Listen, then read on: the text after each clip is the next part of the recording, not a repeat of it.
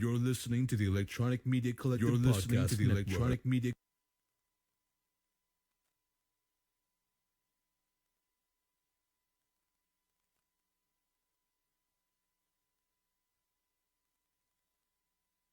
You're listening to the Electronic Media Collective Podcast Network. Yeah, it's a mouthful. For more great shows like the one you're about to enjoy, visit electronicmediacollective.com. And now, our feature presentation. Transmission from Marked Out Wrestling Podcast begins in 10, 9, 8, 7, 6, 5, 4, 3, 2, 1. Begin broadcast. The date as we start, October 3rd, 2016. It is Marked Out Wrestling Podcast, RAWSOME edition. Rody Rob here. I am your host. You know this. You know this. We got Adam Baum in the house, who apparently is the more popular of the hosts. Of course. Yeah, apparently he's getting all the love via the internet. Yeah, the Twitter loves me. Yeah, go fuck yourself. We got Brian the Heavy up in the house. Hello. I'm even popular in other galaxies. That's cool to know. Medine is here. Medine, how you doing, Medine? Hola. And Steve to the awesome. Hi there. Hi there. We got a cool show tonight. So we got, as usual, we got our dirt sheets. We'll do those briefly. Big-ass topics to cover what happened at Raw tonight. We got our RAWSOME Awards to kind of give our take on what happened at Raw tonight. And then after that, we got what we talked about earlier. We got our interview tonight with Adam, I don't want to fuck it up. Pacitti. Adam Pacitti from WhatCulture, more specifically, the general manager of WhatCulture Professional Wrestling, joined us. So we got an interview coming up. We were talking about his refuse to lose card coming up for his pay-per-view. October the 6th, right? Yep, at 2:30 Eastern. Ooh, Eastern, 2:30. So that's going to happen after RAWSOME, and then following that, we're going to do our. We're coming to the outcome.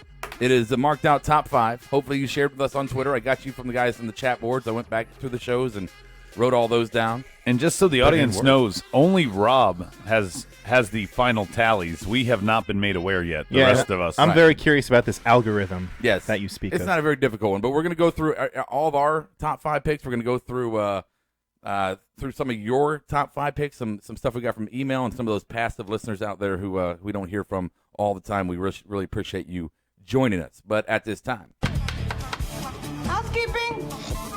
No, thank you. Sleeping. Housekeeping.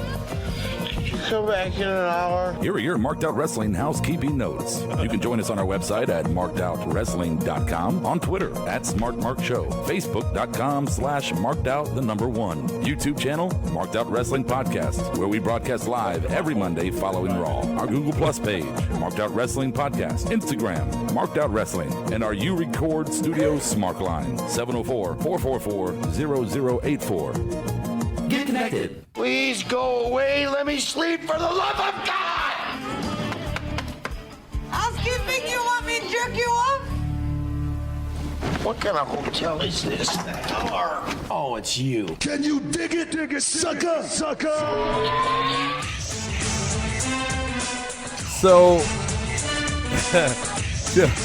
yeah. So before we hit the dirt sheets, real quick, I just want to number one. Say hi to Noah, Juan, and CT on the board. What's happening, guys? And second, I forgot Bob is with us as well. This is why I'm the better host. I'm sorry. I reminded him. I'm not used to having Bob on the show, so I just completely You went around the room and forgot about him. Bob, you know what? We might have our rivalry, but I apologize. Even I think that was a dick move. So I think that was intentional. Yeah, Rob, he did that on purpose for sure. Rob, yeah. Just so you know, Adam is the one who knows I'm on his fucking show every Tuesday, and then halfway through the fucking SmackDown Awards, forgets to ask my. It's the same thing. I go around the room and you're just not here, and your ass better be here for the Royal Rumble anniversary show. Yeah, can we put that? Don't let Adam act like he's fucking better than you. Let's put that on the table right now. We sent you a text message saying that your presence is required here for the 1-year anniversary on Royal Rumble, and you may bring the Queen and your little one as well. And you have not yet to respond. Actually, I did. Did Adam? He said something about Rumbleness or some bullshit, but he's going to be there. He's got to be there. Okay. Actually, I will not be able to. Oh, we have Bob. we have a yearly tradition at this house that you can't walk away from your commitments to the extended family. So Fair enough. He's stiffing us for Mania and Rumble. Oh, you're taking the in-laws over? Put him on mute. Put him on mute. All right. All right, here we go. The dirt sheets in the style of Steve Awesome. Not a whole lot to choose from today or the past couple of days, but you I sound know just like everybody's him. Interested in the world of TNA. There's still not much new news. They're still taping through Saturday, though, for our future Impact episodes that'll last them throughout the year. So that's kind of interesting how they're squeezing it all in that They're short taping time frame.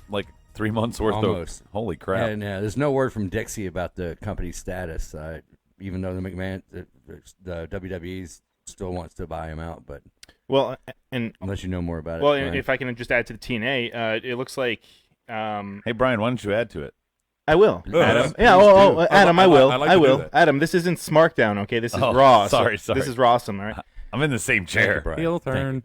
Eddie Edwards defeated Bobby Lashley for the TNA Championship. That happened tonight? Yeah. Okay. Oh, Today. tonight? Yeah. Oh, yeah. Is there something significant as far as the sell goes, you think, with that? Or well, Bobby Lashley on the main roster. He wanted to head for the light I bolt saw a and dirt just sheet get off about the sinking Lashley ship. versus Lesnar. I saw that dirt sheet. I mean, yeah, it's a dirt sheet. So. That's exactly what I'm saying. Like he headed for the lifeboat. He wanted off that ship. Yeah, I completely agree. Lasher. What else you got, Stevie? Also, Roddy Piper's autobiography, the Roddy Piper story, has been completed. He was halfway through it before he died, and they kind of finished it by his son and daughter, Colton Ariel. So it's a good thing that that's finally been published. All right, I'm interested to see that. Yeah, me too. And I guess you could say they had to use a ghostwriter. Oh man, too soon. Get it? Because Too he soon. died. Yeah. Oh. And you pick on me for saying the family killer, and you go and do that. Wow. And just Tough Enough Sarah Lee, remember her? She got released today. Oh, did she? Contract. Miss Smiley? She looked like she was going places, but no. No, I She never got thought released because she got knocked up by Murphy. Oh, really? No, that's dirt sheet stuff. I didn't know Dude, that. she's that was the thing during the. They kept kind of referencing the fact that she was a ring rat during the show itself. So surprise, surprise, she got knocked up by another wrestler. wait, but isn't Murphy? Isn't he in cahoots with? I thought that was Blake. Blake's with Alexa. Okay, that's what I was thinking. Right. Yeah. Wow. That's all I got for dirt sheets. There's man. the fucking. That's wow. Wow, Bob brought a pipe bomb. Wow. Extra big ass topics. Wow is the theme of the show. Wow. Jumping on here real quick. Let's see. CT wants to say "fuck you," Bob. By the way. Oh yeah, He's you're on already his the list. So You're on the list, Bob. We got Noah is Bob's third spot. Is anything of substance on the boards before we jump into the topics? Okay. Nothing of substance. No, I mean they're talking. It's cool. Is Test or Jonathan anybody else here? where's Upload Test? I don't know. All right, here we go. Topics for the Big Five is number 1, Tale of Two Titles. Number 2, Cold Day in Hell. Number 3 is Barani. 4, No Takebacks. And 5, the ladies can do things now. So let's start with 1. All right, number 1. So topic number 1 is Tale of Two Titles. I almost said titties. The Tale of Two Titles. And it is breast cancer awareness. Yeah, so basically, titties on the brain. We got kind of a tease tonight as far as I was really hoping Jericho and KO would have kind of gone through with the whole title picture. To be honest with you, You know what? It's kind of loaded right now, though, with having Cesaro and Sheamus just a title, match in the future or whatever. I guess it's at Hell in a Cell, so right. It kind of wouldn't have made sense. Plus, KO already has a match that night. Yeah, I think that might be just a one-off kind of thing tonight. Yeah, no. Well, obviously, yeah. They did it to. Yeah, it got squashed. They put all the good talkers in a situation together. They it's made fun for the tonight. Yeah, you got your hair lifted up on the back of your neck, but they didn't come through with it. Right. I don't know. I'm surprised Francesca never made the list. They should have. Big miss of the night right there. That was a good miss. But I was, I knew the Sheamus and Cesaro thing were kind of sitting in the back of my brain going, well, I guess it really couldn't happen. But I really, really wanted it to be completely honest with you. Anybody in a pose here or no? You guys just I think we're in agreement on this. We're just Well, quiet. If they go another 60 days, they beat Demolition. So I kind of want New Day to not lose it. To not. You want Demolition out of the record books. gone. He's been on the record saying That's got to be one of the Rob versus Bob topics because I know how much you guys could go 10 rounds on the demolition thing. Yeah. It's a quick fight. They are overhyped. I'm not. Look, what the fuck, man? Here it goes. What the fuck? Look, let's just Round two. let's pause. Demolition only exists. Oh, Demolition only Wrong. Demolition only Wrong. exists Wrong. because Wrong. Vince couldn't sign the Road Warriors. That's the only Fair reason. enough. Closer.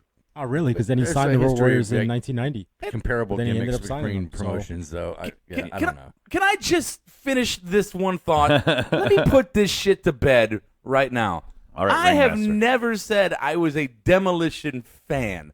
I never said I You defend it all the No, time. I defend the fact that they held the titles longer than anybody, and for the longest time they were saying that somebody else did. That's all I was saying. Paul London and Brian Kendrick were the So guys you're a always huge referred Demolition to. fan. Got it. I'm not a Demolition fan, you fuck. As much as you say Bob's a Dolph fan, I feel like in this sense you're a Demolition Yeah, fan. and Bob, you're not here, Yeah, but you're- Rob's face is actually painted just like Axe right now. Fuck you, Ascension That's groupie. that's why the camera's behind him. Why don't you start beating your ass, beating your dick to Connor? Brian, not to correct you, but I'm Yeah. pretty sure that Smash's paint he's Yes, wearing. no, yeah, you're right.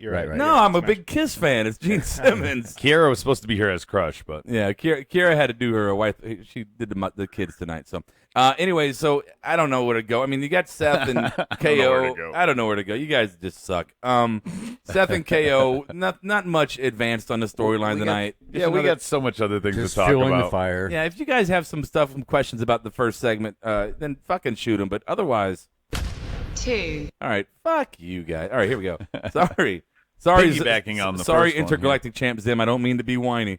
So topic number 2, Cold Day in Hell. So here's one we could talk about: Roman and Rusev. So Roman and Rusev. That's our pick for Hell in a Cell.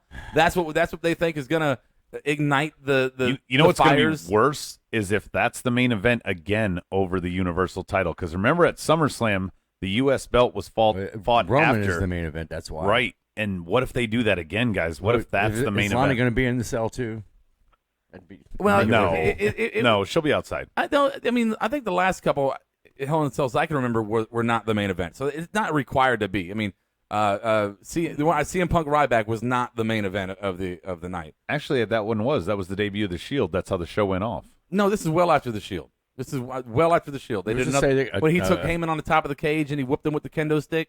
Oh, yeah, that was a different match. Yeah, completely different match. Who's to say a women's match couldn't be the main event again? For like, Wait, it no, I worked well think that tonight. was the same match. I think that was the match I'm talking about. Anyway. Bob, Well, do you you know- remember that? The Shield debut with Ryback and Punk in a cell? No. I don't think it was that wasn't their debut. Yeah, No, because that was no. when Brad Maddox debuted, right? He was the referee, and he's the one that low blowed Punk, Oh, that's right.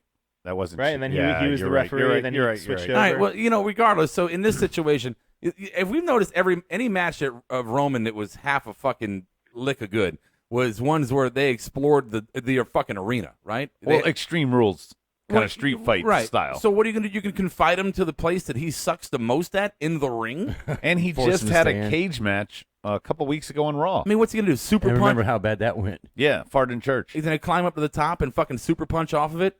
I just, why do they think that, Bob? What do you think? Why do they think this is a good fucking idea? Yeah, you love Roman. You love Roman. You cage two monsters. I don't see how it doesn't make them go to the next level. Every one of their matches has been better than the previous one. Because most of So them I haven't think- been matches. Who's in the match? Rusev. Huh? Rusev. No, Bob. Who's in the match? Who wins the match? No, who's in the match? Yeah, I think Rusev. Who's in the match? Who's in the match? Yeah, who's in the match? Because you said fucking monsters, and I don't consider Roman Reigns a fucking monster at all. I just want to clarify. You said the way that those two guys are going at each other, it's definitely two monsters swinging on each other. Okay, I'll just give you shit. Go ahead. Welcome to RAWSOME, Bob. Anyway, is this? Does anyone? Hey, quiet little birdies. Does anyone here think that fucking this match has any potential to be anything in any No. way? Is there anything to make it, give it any kind of potential? Yeah, color. Color? Well, Lots of color. We see lots of color, and we'll have a good match. Wait. That won't Actually, happen. no, I like Medin's that- yeah. idea. Have we ever seen Roman busted up? Oh, Triple H has done it Intentionally, to him. no. Yeah, He Okay. Remember? Yeah, he got busted up on the announcer table. Yeah. Oh yeah, when his nose got broken. Yeah, but he's talking like the traditional on the forehead. Yeah, gimmicks up against brother. the cage. Right. Yeah, Yeah, running down his hair. Yeah, because he's got the wettest hair. He does have yes, he has the wettest hair. I just look, color's fine. Whatever, color's fun when it's fun, and if it's Roman's blood, I love it even more. Bloodline. But I just don't see any possible way. You know what? The only way I could possibly see this if he's getting his ass whooped, and then Seth comes down and saves Roman's ass, and that's how the Shield kind of reunites. It's they've been hitting at it a little bit. That's the only way I see this match having any relevance. If Shield gets back together, it's to go against Jericho. It's not to have anything to do with Rusev. He has to recruit them, get their trust, right? You know what would be a great match if they had a tag match where Seth and Roman fought against Jericho. The winners take both belts, so Jericho would win the U.S. or Seth would win the heavyweight. Both, one team takes both belts away. I don't know. Let's hit the boards here real quick, see what you guys are talking about. We got Noah says this is going to be boring as fuck, the Hell in a Cell. Yeah, that's pretty good. CT says, shut up, Bob. Roman is a fucking stupid idiot who can't wrestle. I think Bob agrees with that. Does Bob, do you agree with that? Bob's never defended his wrestling ability. He's always defended his role. Why don't you let Bob defend himself? God damn, I asked Bob a direct question. What the fuck? Go ahead, Bob. Bob? No. Oh no. What the fuck? I don't think he is a tradition. No, I don't believe he's a great wrestler. I think he is a good slugger. Okay. I think he's very good in the Batista kind of role. So no, and Batista will never go down as one of the great wrestlers, but I think he's a good fighter. Okay. I'm sorry, but I would take any Batista match over any Roman Reigns match. Yeah, I completely agree. Yep. They're the exact same matches. No, God, no. Batista at least has an offensive repertoire. Yeah, some kind of a moveset. I agree with you, Bob. Personality. I agree with you, Bob, in terms of the role and in terms of the personality. But Batista could do a lot more. And he's fucking jacked, and Roman is like fake jacked. He's like, he's just not there. The dude struggled. Who did he struggle to pick up the other day? He was like a little dude. Anybody remember that? No. It was last week, I think. Whoever he fought last week. I don't remember who it was. I forget Roman as soon as it goes off air. Anyway, Hell in a Cell is gonna fucking suck. 4. Oh, we're not on. No, 4. 3. 3. I'm excited about 3. I am Me too. That bitch can't count. So yeah. So Braun Strowman. 2 months in the making, we finally have him put some demands down. Finally demand something. Give me some fucking competition. So I guess the question on the table is Who? I mean, he already, was it Sin Cara? Is that who he killed? That was the only person last of week. any relevance. Which one, we don't know. I mean, what I'm sensing is I bet you that Mark Henry comes back for 1 week, Big Show comes back for 1 week. Oh, yeah, that. He's going to run through He's going to run through the legends. Lesnar train? Yeah. Okay, well, who legit? Who legit on the roster? I don't know if there's anybody. And then he'll do a giant storyline against Neville or something. I mean, would Samoa Joe debut with him? What's Sami Zayn doing right now? Yeah, Sammy would be a good one for the Hell in a Just Cell got pay-per-view. over with Titus tonight. Just to get an undercard thing. Or maybe Titus. Maybe Titus gets trumped out there to lose. No. No. How about Darren Young? You do not put Young. Darren Young. How about squashing beat his up ass? again? That would look. I don't know. Have you seen America right now? I don't know if you want to show a big white brawly dude beating. I wouldn't discount Darren Young's wrestling ability, but doing a program with Titus, I mean, one of the guys has to kind of take command in the ring, and I don't see either of them doing that. You okay, Brian? Yeah, I had to just elbow drop my my note sheet right here. Brother. Okay, so Darren Young is our possibility. That's who we think could be the possible Braun. No, I think maybe Sami Zayn. Zayn. I mean, neither of them are really doing anything right now. I'm actually agreeing with Adam. What did Adam say? What? Titus. Okay, maybe it was not Adam, but whoever said. This is Brian, brother. Back, Okay, it's Brian. Yeah, they bring back. Mark Big Henry Show, and they Big bring Show. back Mark Henry. Yeah, they let them just start mowing through the classic big guys. and I absolutely agree How with. about who's on the roster? Brock Lesnar.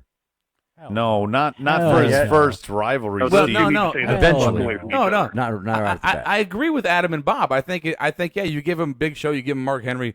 He beats him up, pulverizes him, whatever. Maybe even have 2 matches against them. Who cares? My question is more or less moving past those 2 possible rivalries. Who would fit the bill for an actual decent fucking battle scene? Mm-hmm. And Lesnar definitely fits the scene, but I don't think that I Braun like- is high profile enough. I like yet, Brian's not yet. idea of going with Sammy for a little bit to give a rivalry. it'll be quick against Mark Henry. It'll be quick against Big Show. But then he actually has a rivalry with Sammy. Maybe see if Sammy can go with that kind of guy. So the little guy takes him down? Well, probably not. I've always said. Go ahead, Bob. I've always said that Sami Zayn is the new Tommy Dreamer. He's the lovable loser. You don't lose anything by him. I mean, because think about how many matches he's already lost.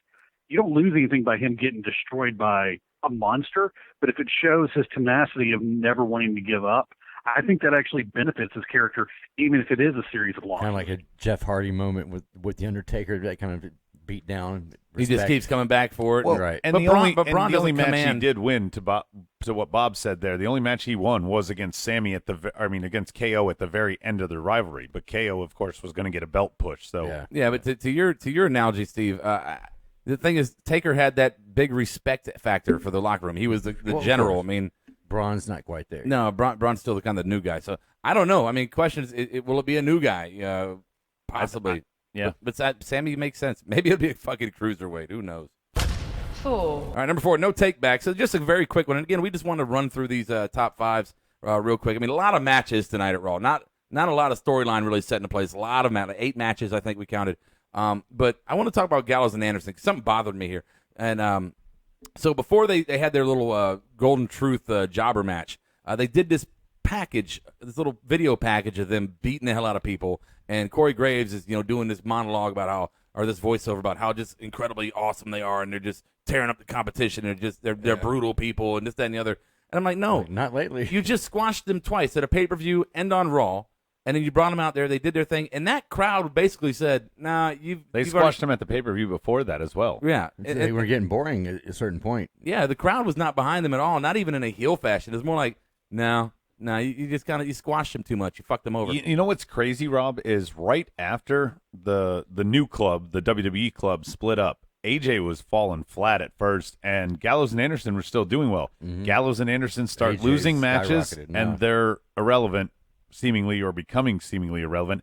AJ starts winning matches, and he's the champ, and everybody is popping with him. Yeah. It's crazy how it looked at first like they were going to be the more popular ones. Yeah. Juan is adamant on the board. He's been saying it like 5 or 6 times now that they need to opt out of their contract.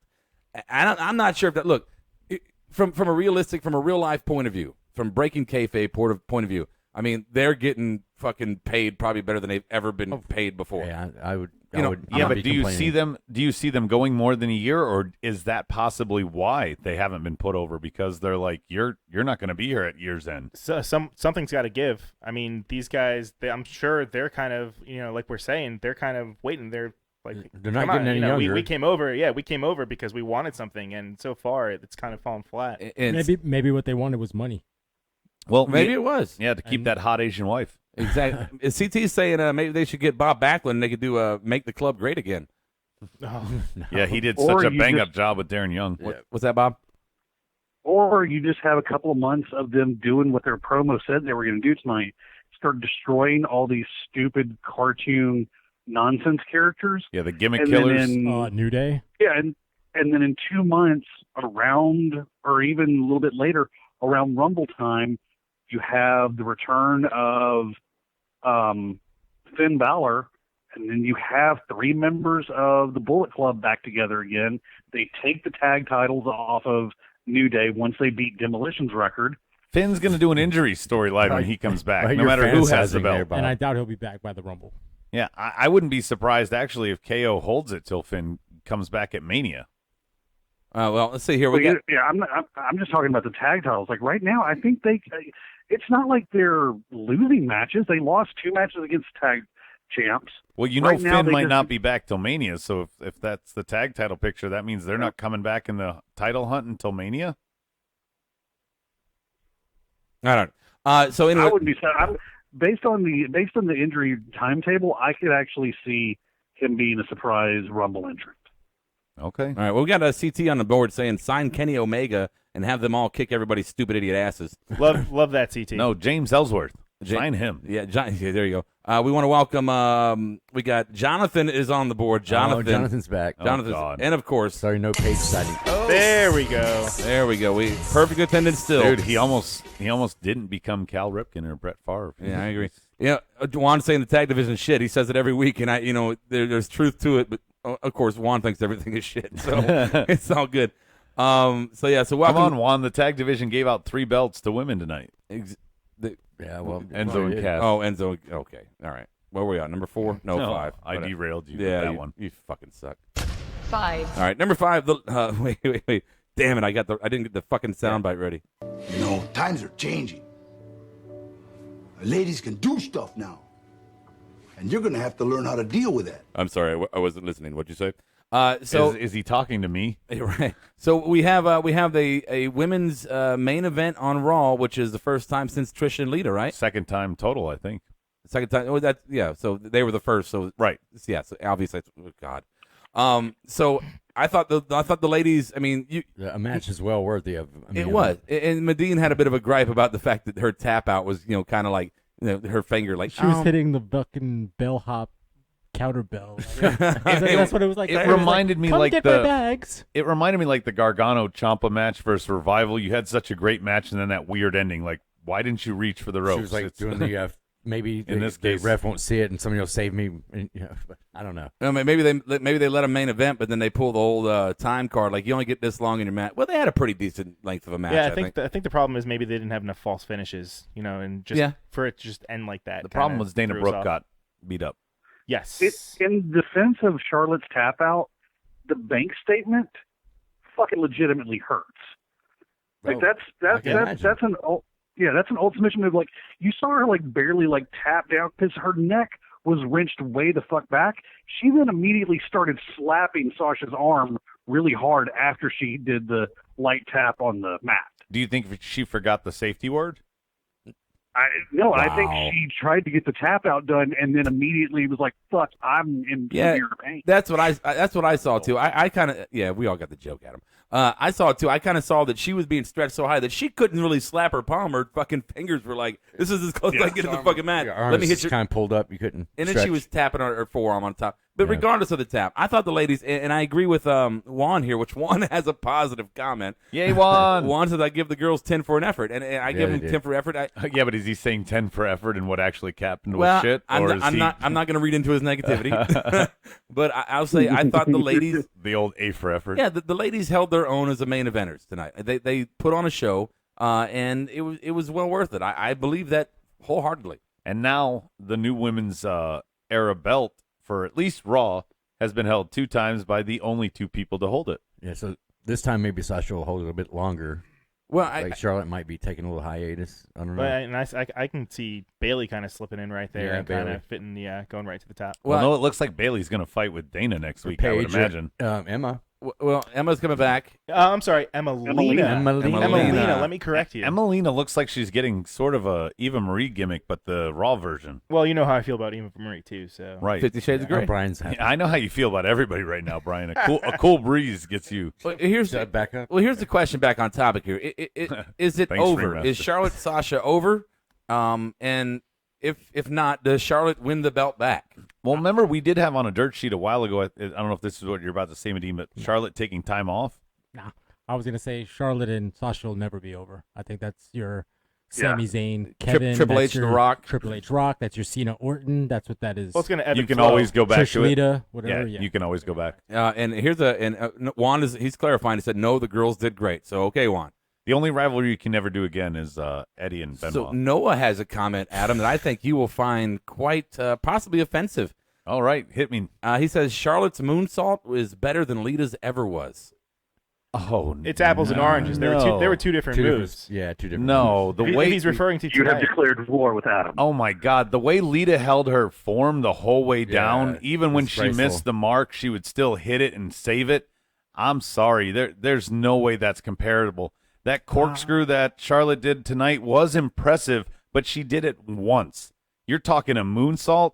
I'm sorry. Okay, hold on. I'm going to say this because I'm a big Lita fan. Not the senton, the moonsault. No, what we're I'm talking just saying we never saw Lita do a top rope to the outside of the ring. Yes, we did. On a consistent basis. He did. Oh, my God, yes. Yeah, On a consistent basis? Oh, hell yes. Every Team Team Extreme time she came out. From the top rope to the outside of the ring. Oh, yes. That's how she would land on the other guy's outside all the time. I could probably, quickly Google Handful. 20 different clips. Even I remember that. Yeah. As a big Lita fan. Yeah. Whatever. But we talked about before that Dana's probably going to go face. So you got a Dana Charlotte thing. Well, no, I don't think she's going to go face yet. I think she's going to fight with Dana's Bayley. going to get a push. The injury storyline tonight, she's got to have at least one match with Bayley or address it in some way. Yeah, but she can't have a full-fledged feud while she's the henchman of Charlotte. She has to break up with Charlotte. No, it might be a pre-show for Hell in a Cell. Yeah. And then they break up after that. Yeah. And Juan's jumping on CW title match is good too. And you know what? We didn't throw it in the Big Five. We're going to kind of probably throw it in the Open and maybe some of the RAWSOME Awards. But yeah, the cruiserweights, man, they 2 matches tonight, and they were flawless matches. Always great. Well, guys, Always do you great. think Charlotte's going to do a rematch? I mean, she gets a rematch. I don't know. I think the tears in her eyes made me think she's going to kind of stay But away. she could stay away till Hell in a Cell and go, by the way, I have a rematch. Just saying. Surprise entrant. All right, I don't know. So there you go. Those are those things. There you go. Yeah, things happen. Show me the money. Hey guys, it's your girl Kiara from Marked Out Wrestling Podcast. Since Royal Rumble 2016, we have been striving to bring you an entertaining smart mark perspective from the world of professional wrestling. What we do is a labor of love, but new equipment and segments cost time and money. If you have enjoyed our show, we ask that you become a patron and donate what you can to help us continue to improve and grow week to week. Make a donation and we will let you pick a topic or join us for a segment of the broadcast. It's real easy. Go to markedoutwrestling.com and click on the Be a Patron link at the top. We thank you in advance for anything you can do to help. And as always, thank you for the privilege of your time. Show me the money! Show me the money! Show me the money! Show me the money! You my motherfucker! Show me the money!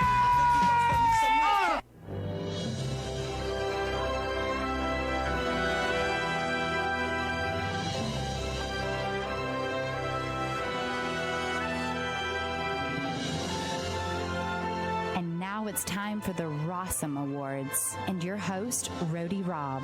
All right, so and let me just explain this to you guys real quick. Christmas morning, right? If you do Christmas morning. I'm Jewish. I know you, Adam. That's why I said that. You're retarded. Well, I just don't care about you. So anyway, Christmas. Likewise. Yeah, Christmas morning.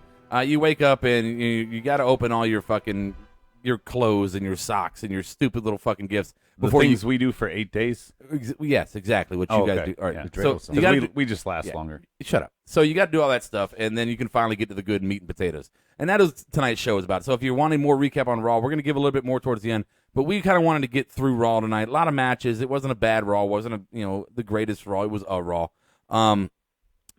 So we want to get through that so we can get to the interview and the marked Sounded out. like a Roman promo. I know. I felt horrible the minute it came out of my mouth. But we want to get to the top 5 because we're gonna have a lot of fun with that. We're not gonna do any of the other segments, the old balls or anything like that.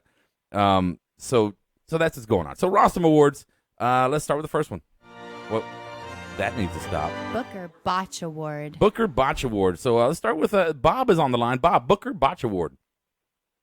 The fact that Golden Truth was on my goddamn TV. Wow. All right. I'll give you. How do you really feel, Bob? Half a point. Yeah, half a point. All right, let's go, Adam. Mine is not keeping the middle rope pink during the CWC match. I am now less aware. And I just want to say, as a son of a breast cancer survivor, let's go into the research, not the awareness. Yeah, let's just throw that out there. We always talk about it. Let's put it on the airways real quick. Hey, WWE and NFL and everybody else, we're fucking aware. Everybody's aware. Research. Right? Yeah, this testing. Let's end it. How about we fucking cure this shit? All right. Let's go, Brian.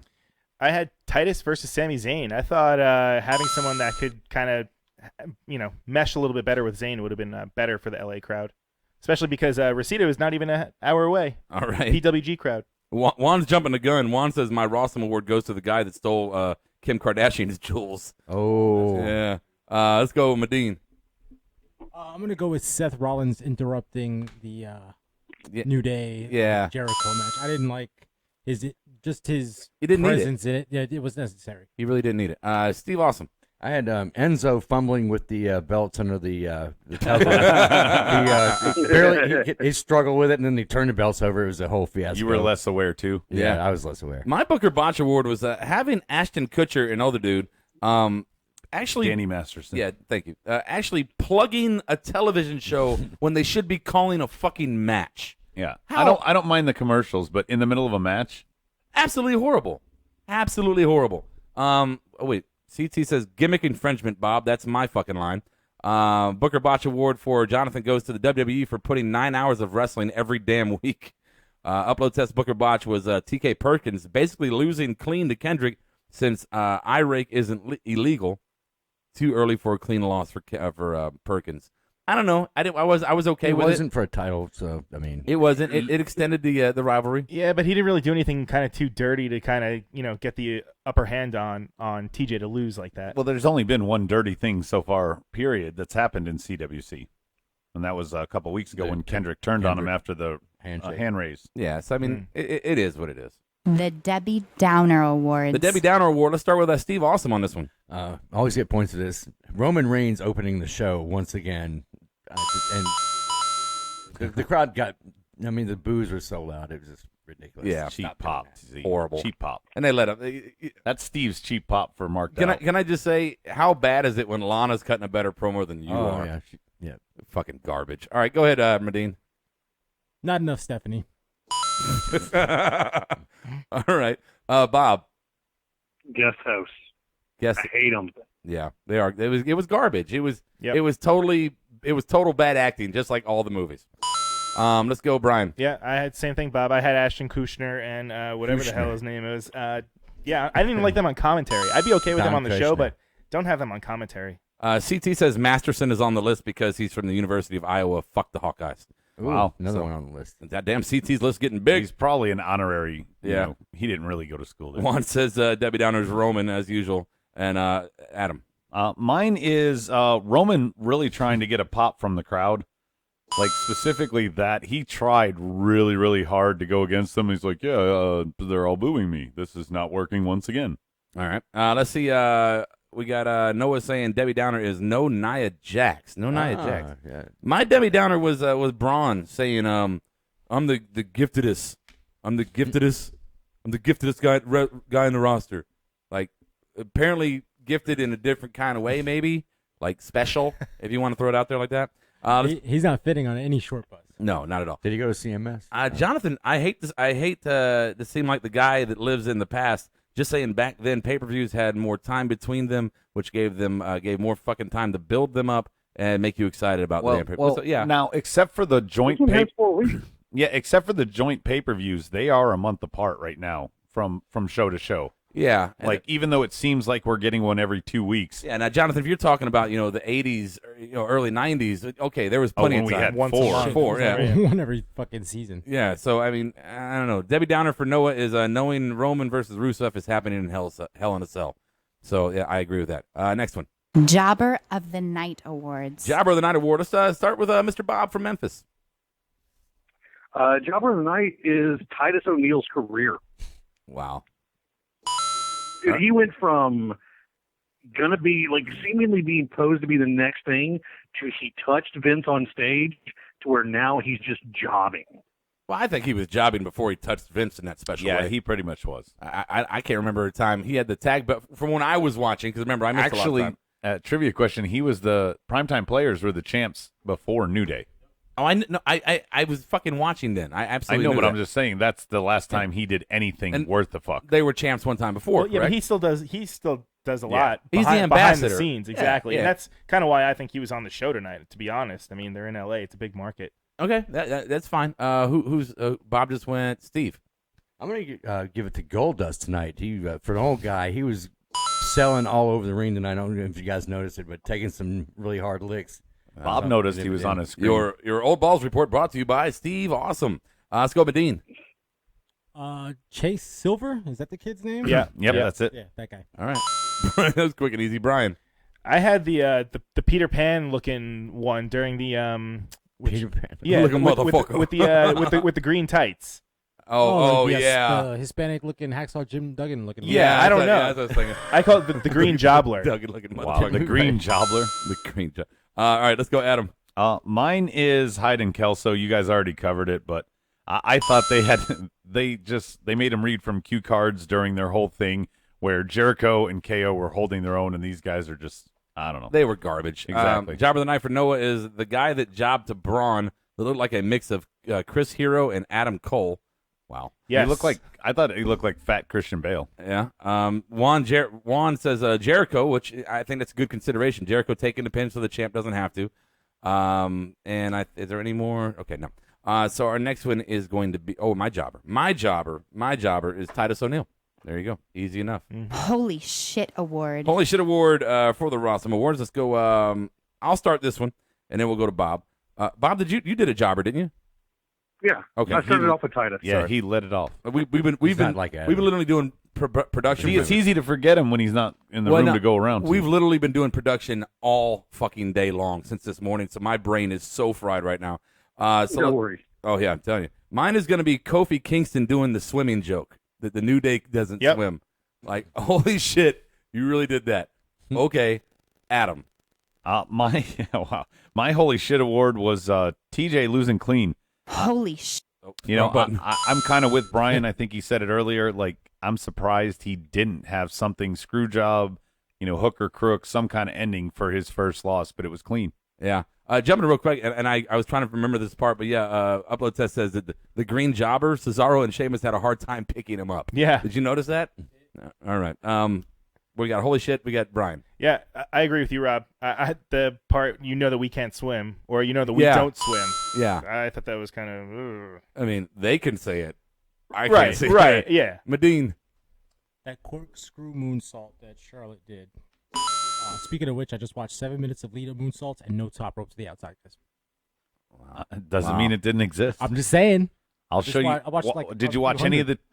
She did it in at least one of the TLC matches, whether it was the Triangle Ladder match or TLC 1 or 2. Next. Well, Noah's saying Charlotte doing the greatest moonsault in women's history. I like better than Lita is the holy shit moment. Well, I'm just saying, I like the variation. We've seen it already, but this time she threw that little spin in, and even Rob was like, "Oh shit!" Yeah, I was like, "Oh, she's gonna do her flip." Adam thing was like, "Oh, she botched it," which she didn't. Brian's the yelling thing at me was, and she shit. might not have done it in matches against women. She did it in matches. We're not talking about Lita anymore. All right. Wow. Because you know you're wrong. Touchy. Oh no, topic. I'm just saying. We're talking about Charlotte, right? You were talking about Charlotte. Yeah. Bob, you got a holy shit award. The debate between Adam and Medine. It doesn't matter what your name corkscrew, is. Yeah, Charlotte's corkscrew moonsault. That was fucking phenomenal, and she's tall. Yeah, like, it's even harder to pull a move off like that when you're tall. Yeah, you don't have that much time. She probably actually can't do it in the ring, like because she doesn't have enough time to get around with a corkscrew. Yeah, dude, she stuck it on one foot. Like she could have easily blown out an ankle. Oh, absolutely. But it was funny because I was like, "Oh, she's gonna do her flippy thing," and then Brian's like, "It's a moonsault, brother." You mean the less than Lita moonsault? Oh, Jesus! Oh my gosh! Wow! Everybody done for the rest of the year. We're gonna hear this shit. Probably. Upload Test says for holy shit for me was Ryan Felipe. I didn't even recognize them. Looks a lot different than School Intentions. Okay, thank you. I'll tell you what. That's what happens when you lose Reese. Next time I meet Lita, I'll ask her. Okay. Jonathan says, I'm gonna when we get off the fucking air prove you wrong. All right.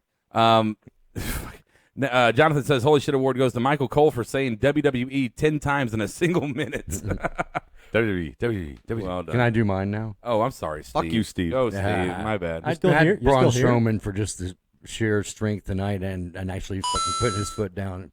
I thought that was a holy shit for me. Yeah, give me somebody, God damn it. The best comedic performance. Best comedic performance. Let's start with Bob. Is there any other answer besides Jericho and New Day? Well, yes. Yeah, you a took variation. both of them. There's a variation, but yeah. All right. Good point, Bob. Yeah, thanks, Bob. Thanks for all the points. Let's go, Adam.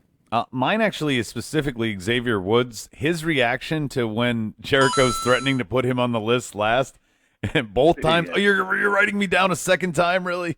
Yeah, it was pretty good. Brian. I had Y2J, just the stuff that he's been doing lately. I mean, he's totally reinventing himself. Because he has it. Medine. piggybacking off the It when he went off camera and then came back on the other side of the camera. Had me rolling. You saw Danny and Ashton. It almost looked like they didn't expect it. They might. He popped up. They might not have. What the hell? They are dumbasses. So yeah, Jericho with his It thing. All right, let's go. Steve Awesome. I went with Xavier for this one because specifically the dig on Kevin Owens when he's like, "Well, you can't jump," and you got the big pop after that. That was hilarious. Yeah. See, Noah says Jericho for is this even a question? Oh, that's what Noah's saying. It's not a question. Roman trying to wrestle his CTs.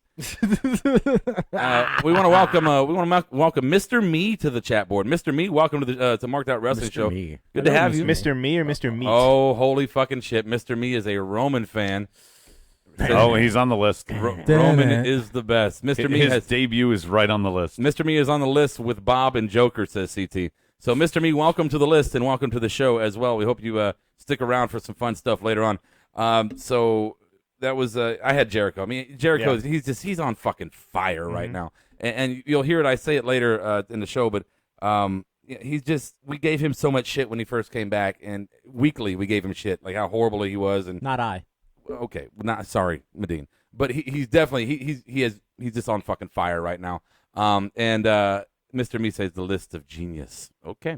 Best character performance. Best character performance of the night. Let's start with Steve Awesome. Y2J all day, just all night long. It's great. All right, sounds good. Medine. Since we're riding Y2J a little too much, I'm gonna go with New Day. They were funny tonight. All right, let's go, Brian. I actually had Braun Strowman. I really like him. They actually gave him a mic, and he cut a really good promo. I think it kind of just builds his credibility for, being a giant. Dude. Yeah, what's that, Bob? Go ahead, Bob. You go. Okay, his last final line was, "If you tell Foley if I don't get a real opponent next week, then there won't be a next week." Exactly. What the fuck does that mean? That means I'm going to beat Foley's ass. He's got your mind in a pretzel, brother. Yeah, it was pretty clear to me, Bob. What the fuck? Yeah, it was a heel rant. Hey, CT, put Bob on the list a second time. Just like Stay on the goddamn list. You write that fucking list down on ink. Adam, go. Mine is Brian already took it. It's Braun Strowman. I agree with every point he made. All right. And my best character, I'm going to give props to Charlotte, man. Excuse me. I'm sorry. My title. What? My title is talking, dude. This new bitchy attitude of hers, it's working for her. And I'm sorry that it's total spoiled brat. Yeah, and the way she came at Bailey in the backstage, I was like, you know what? Fucking props to you. I mean, I'm not saying she's the best thing. She's better than Stephanie or anything. I'm just saying that she has been doing a little reinvention of herself as well, and it's working out for her, and I'm enjoying it. So we got a thing here. Mr. Me, Stephanie equals soccer mom on roids. A sexy, badass soccer mom on roids. Medina's looking pissed right now. If you talk about my woman like That's that. a compliment, right? Yeah. The Worker Awards. All right. Jesus Christ. Mr. Me's telling CT how to do his list, and CT's like, don't tell me to do my fucking list. All right, guys. Don't get into it. Ding, ding, ding. All right. We got the Worker Award. Let's start with Adam on this one. My Worker Award is actually going to go to Lana's bra. It Dude. That entire fucking outfit was on point. Right, Oh, and she I mean, came out and we all stood up. Oh, and she just that bra made them stand out. So even more so than normal. Good job, bra. Oh, well done, bra. It's like another character in a Dora show. Go ahead, Brian. I had Charlotte. I was very impressed with her performance tonight and putting over Sasha. I just thought, yeah, the main event to be, what was it? What did we say? The second time, right? Second time. Crazy. That's great. Yeah, Charlotte. Let's go, Medine. I'm going to the opposite side of the ring. Yeah, yeah. I'm going with Sasha selling that ass kicking that she took tonight. I was about to say when you first said her name, I was like, you can't. She didn't do any offense. No, selling the ass kicking. Yeah, that she got sold tonight. the shit. But she got, and I hate to be, Jonathan's gonna get excited. She got pounded up and down that ring, and I don't mean that in that way, Jonathan or Zim. She got rolled hard and put away wet. For what? However long that match was, how much offense did she actually have? Like a minute and a half? I don't know. I wasn't Maybe? watching. Exactly. All right. Let's go, Steve Awesome. I gave it to Sami Zayn tonight. It was a good win for him, and he proved he can go with a big guy like Titus O'Neil and strength and everything. Titus O'Neil counts as a big guy, Steve? Huh? Compared to Sammy. Yeah, he's a big dude. He's a man. big boy. 6'6". Yeah, I mean, when he hit him with that clothesline, I was like, oh, okay, all right. That suplex in the corner too. Yeah, and lifted him up. I mean, Right. Titus Obviously, is Titus not helped a him, but small still. dude. He's working tonight. So let's see. No, I'm going to skip on those tonight on those comments just because it's kind of we want to keep our P's and Q's tonight because they were kind of official. But I'm just fucking with you. I'll jump in there, but not that one. Let's go. I'm going to go worker award Charlotte and Sasha. I just thought they put on a clinic for the main event, and well done to the ladies. Congratulations, you deserve it. Bob. The worker award for me, I'm going to go with the Raw announce team. They finally have kind of hit their stride. They actually are enhancing the show rather than holding it back like the SmackDown announce team. I noticed some improvement. Did you hear when Corey? Also, how they get a little Ted on Ted. Corey said something to Byron like, "Just because you got beat up at a frat party doesn't make you an alumnus." Yeah. He was giving Ashton and Danny hell too. It was good work. Yeah, and they worked a lot well together. I mean, again, minus the lot whole well together. Yeah, whatever. Minus the whole plugging of the TV show, which I just thought was that pissed me off. Yeah, really. that's the one thing that kind of that's the only reason they were there. I mean, I'm sorry, I'm distracted because Mr. Me is over here, and we love having new people on the board, but he is like trolling the fuck out of everybody on this board right now. So if you get online, you check it out. It's kind of funny. Everybody do the worker. We're good there? Yeah. All right, so here it is, the big one. The RAWSOMEst Award. Oh, I'm sorry. I forgot I got to talk. Yeah, you're the host. I'm burnt. Dude, I'm sorry. I am burnt the fuck out tonight. Let's go, Medine. Stephanie telling Seth, "You're all alone now." I like that. All right. Brian. I had Sasha winning the belt in front of the LA crowd. Well done. Stevie. I give it to Seth for getting the last word on Stephanie tonight, and one-upping Kevin Owens at the end of the night. So Fuck you, Steve. Yeah, I completely. You're not going to give me a point. No, I'm going to give you the point. It's your valid point. We just disagree. I completely disagree. And I just don't feel like going into it. So let's go, Adam. Mine actually is Tony Nese. I thought he did awesome tonight in his match with Rich Swann. He gave up the first clean pin last week to him, and this week he just put on a clinic. That guy's a good worker. Him and Jack Gallagher and Cedric Alexander are the ones that get me the most excited. That's a really I really don't want to compliment you, but that's a really out of the box great one right there, Tony Nese. Yeah. He really did show his ass tonight. Bob, what you got? Charlotte and Sasha doing a great job being the main event. The fact there's so few main event opportunities for women, and they came out and showed that they deserved that spot. I couldn't agree with you more, Bob, on that one. And my RAWSOME award goes to Sasha specifically, but to both the women. Just to echo what you're saying, Noah's saying the Charlotte's moonsault is RAWSOME. CT saying Mr. Me is tearing this family apart. Okay, children, children in the chat boards. All right, get along. Everybody just love each other and talk shit about wrestling. Upload test. Sasha's win was a big surprise. I didn't think Charlotte would lose this early. I think I knew she was the whole time. I had no doubt that Sasha's going to win. She's got to lose it, otherwise she can't get to 16. All right, Mr. Me, is this Vince Russo of the chat? Okay. He's tearing apart like WCW. So there you go. That's a good comparison. It is a good one. So there's our RAWSOME awards. So like I said, we just blew through. We kind of just shot through everything tonight, just so we get to the fun stuff. And the first part of the fun stuff for us. So today we had an interview with Adam Pacitti of WhatCulture and WhatCulture Pro Wrestling. They're going to be doing an internet pay-per-view event called Refuse to Lose, Thursday, October the 6th, live Eastern Time, 2:30 p.m. And here's just a couple of details in case you don't hear it in the interview. But you can go to the Fight TV app for $14.99, or sign up for WhatCulture Extra. It's whatcultureextra.com/extra for $6.99 per month, and you get all kinds of goodies and stuff, which you'll talk about. And there's all kinds of huge names in this event. It sounds like a really fun time, and so we're just going to jump right into it. Let me just set my screen here so I got everything. Let me clear my throat. Copacetic. So enjoy the interview, and we'll be back in just a little bit. All right, we'd like to welcome to Marked Out Wrestling via the U Record Studios Smart Line, the general manager of WhatCulture Pro Wrestling and the leader of the Pacitti Club, Mr. Adam Pacitti. Adam, welcome to Marked Out Wrestling Podcast, bud. Hello, thank you very much for having me. Yeah, we're big fans of yours. We watch you on WhatCulture, and I've been following your journey and your career through the times, through the years. Some of the guys, and just for the listeners' sake, we have a bit of a lag, being that we're talking across the pond. So please bear with us on that.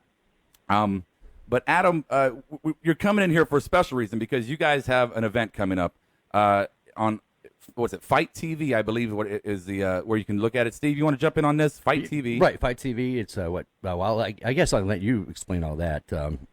Refuse to lose. Sorry. Refuse to lose, that's right. So there are two ways that you can watch it. You can watch it either on Fight TV on the app, and you can download that from the Fight TV website, or you can watch it on our newly launched on-demand service, which is WhatCulture Extra, for just $6.99 a month, and you can cancel at any time. So as far as the exclusive, the WhatCulture $6.99 a month, what all does that entail beyond the pay-per-view itself? So signing up to WhatCulture Extra gets you a load of exclusive content. You get our weekly show, WCPW Loaded, a day early in full. You get exclusive lists, live streams every week with myself, Adam, Jack the Jobber, King Ross. You get every pay-per-view that we produce. There are exclusive documentaries on there. You get ad-free whatculture.com. There's loads and loads of stuff on there, and we're going to be adding to it, hopefully, pretty much every day. So we wanted to kind of pick your brain here about this event, because you have some really hard-hitting names coming into it, and I think some of the guys here in our faction are really curious about some of that. But I was very curious about you getting into the promotion game. We've watched your maturation through time, from your documentary to your time on WhatCulture, doing your video casts and your podcasts. And I'm just kind of curious, at what point did you guys say, you know what, we're going to get into the promotion business, we're going to do our own live events? How did that all form? It's a bit of a crazy one, We have this big established fan base. At the moment, we're on about 880,000 subscribers on YouTube, which is just mental. And it seemed like a natural progression, I guess, to, we had so many fans who were hungry for more and more content. We're living in a country with not just a thriving, but like one of the best wrestling scenes in the world right now in the UK. There's a wealth of talent, and it just seemed like the right time, and we were able to put together a roster which we're really, really proud of. Adam, here's the other Adam here. I got a quick question, kind of following up with that. With the emerging podcasts, the indie dealings kind of or the indie darlings kind of becoming a thing of the past. How do you as a promoter combat this trend to achieve the success that you've had so far? Well, we try to do a lot of personality-based content on the YouTube channel. Certainly the things that drive the subscribers are Adam Blompier's How WWE Should Have Booked series. The lists that we do drive a lot of subscribers. But yeah, ultimately we're a comedy channel. We're personality-based. We try to have fun with everything we do. And although, we rag on some of the bigger promoters, we're always just trying to have fun, and it's all meant to be very lighthearted, very tongue-in-cheek. Adam, this is Brian over here, and I just had a question in regards to, I guess, going off of your documentary Pinfall. How does your professional wrestling training, now that you're getting into the promoting game, do you have a newfound respect for pro wrestlers, and now that you're on the other side, booking shows and stuff, how do you juggle both? Yeah, it's difficult. I mean, I've always had respect for the wrestling industry. Certainly training to wrestle for the short time that I did really grew that respect. And seeing the guys, the style of match that guys now have on the indie scene is completely different to what I was watching 15 years ago as a kid. It's really kind of high intensity, just crazy matches that guys are going out and having every night pretty much, and it's just like to see what they do and the shows that they're able to put on is huge. How it's changed booking, I respect bookers just so much more. The difficulty of putting together a show and having everything go off without a hitch, it's something which is very, very tough. Hi Adam, this is Steve. Hi there. I had one quick question because I could not find any details about it. Where did the name Party Boy come from? Not me, that's for sure. Adam Blompier said it might have even been the first video we did. I think was it the first video? One of the first Adam versus Adams videos that we did. We created each other. And I created Ring Rat Adam Blompier, and I made him very short, which he is, and very fat, which he maybe is. And he created me as Party Boy, which is probably my outward appearance doesn't suggest that I'm a partier, but I like a drink. I like to have fun. Of course.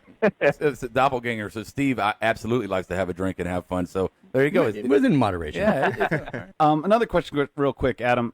There's some horror stories about indie promoters here in the States, working with some main event talent and then coming in and kind of being, prima donnas, if you will. You have Kurt Angle fresh off TNA stint, Alberto fresh off a WWE stint. How is it working with these main eventers from the other promotion, and does it feel like they're working for their love of wrestling, like getting back into it, being in an indie promotion and kind of having some freedom? Yeah, I'm not just saying this because I have to say it or because the guys could beat me up. We haven't had an import that has caused us any trouble at all. They've all been incredible. But the two real standouts who have just been fantastic were the man formerly known as Damien Sandow, Aaron Stevens, and on our first big show, we had Jay Lethal. And they were the two of the nicest guys that I've ever met, willing to listen to our ideas, willing to give us our ideas. They were just consummate professionals, really, really nice guys, and a complete pleasure to work with. And I think we all learn an awful lot from them as well. Well, it's funny that you bring up those two because they both did, mini stints of impersonating Macho Man, who's one of Steve's favorites. So it feels like you really are his doppelganger. Maybe that's the connection. There you go. Could be. I did notice, Adam, that, and I forgot what we were watching, but you had introduced Alberto to your live audience in ring. Mm-hmm. And to me, the vibe that I felt off of Alberto was just that of release. He seemed truly and genuinely happy to be there, not just getting a paycheck. It seemed like, God, thank you so much for getting me away from Big Brother, who had me handcuffed in every creative way possible.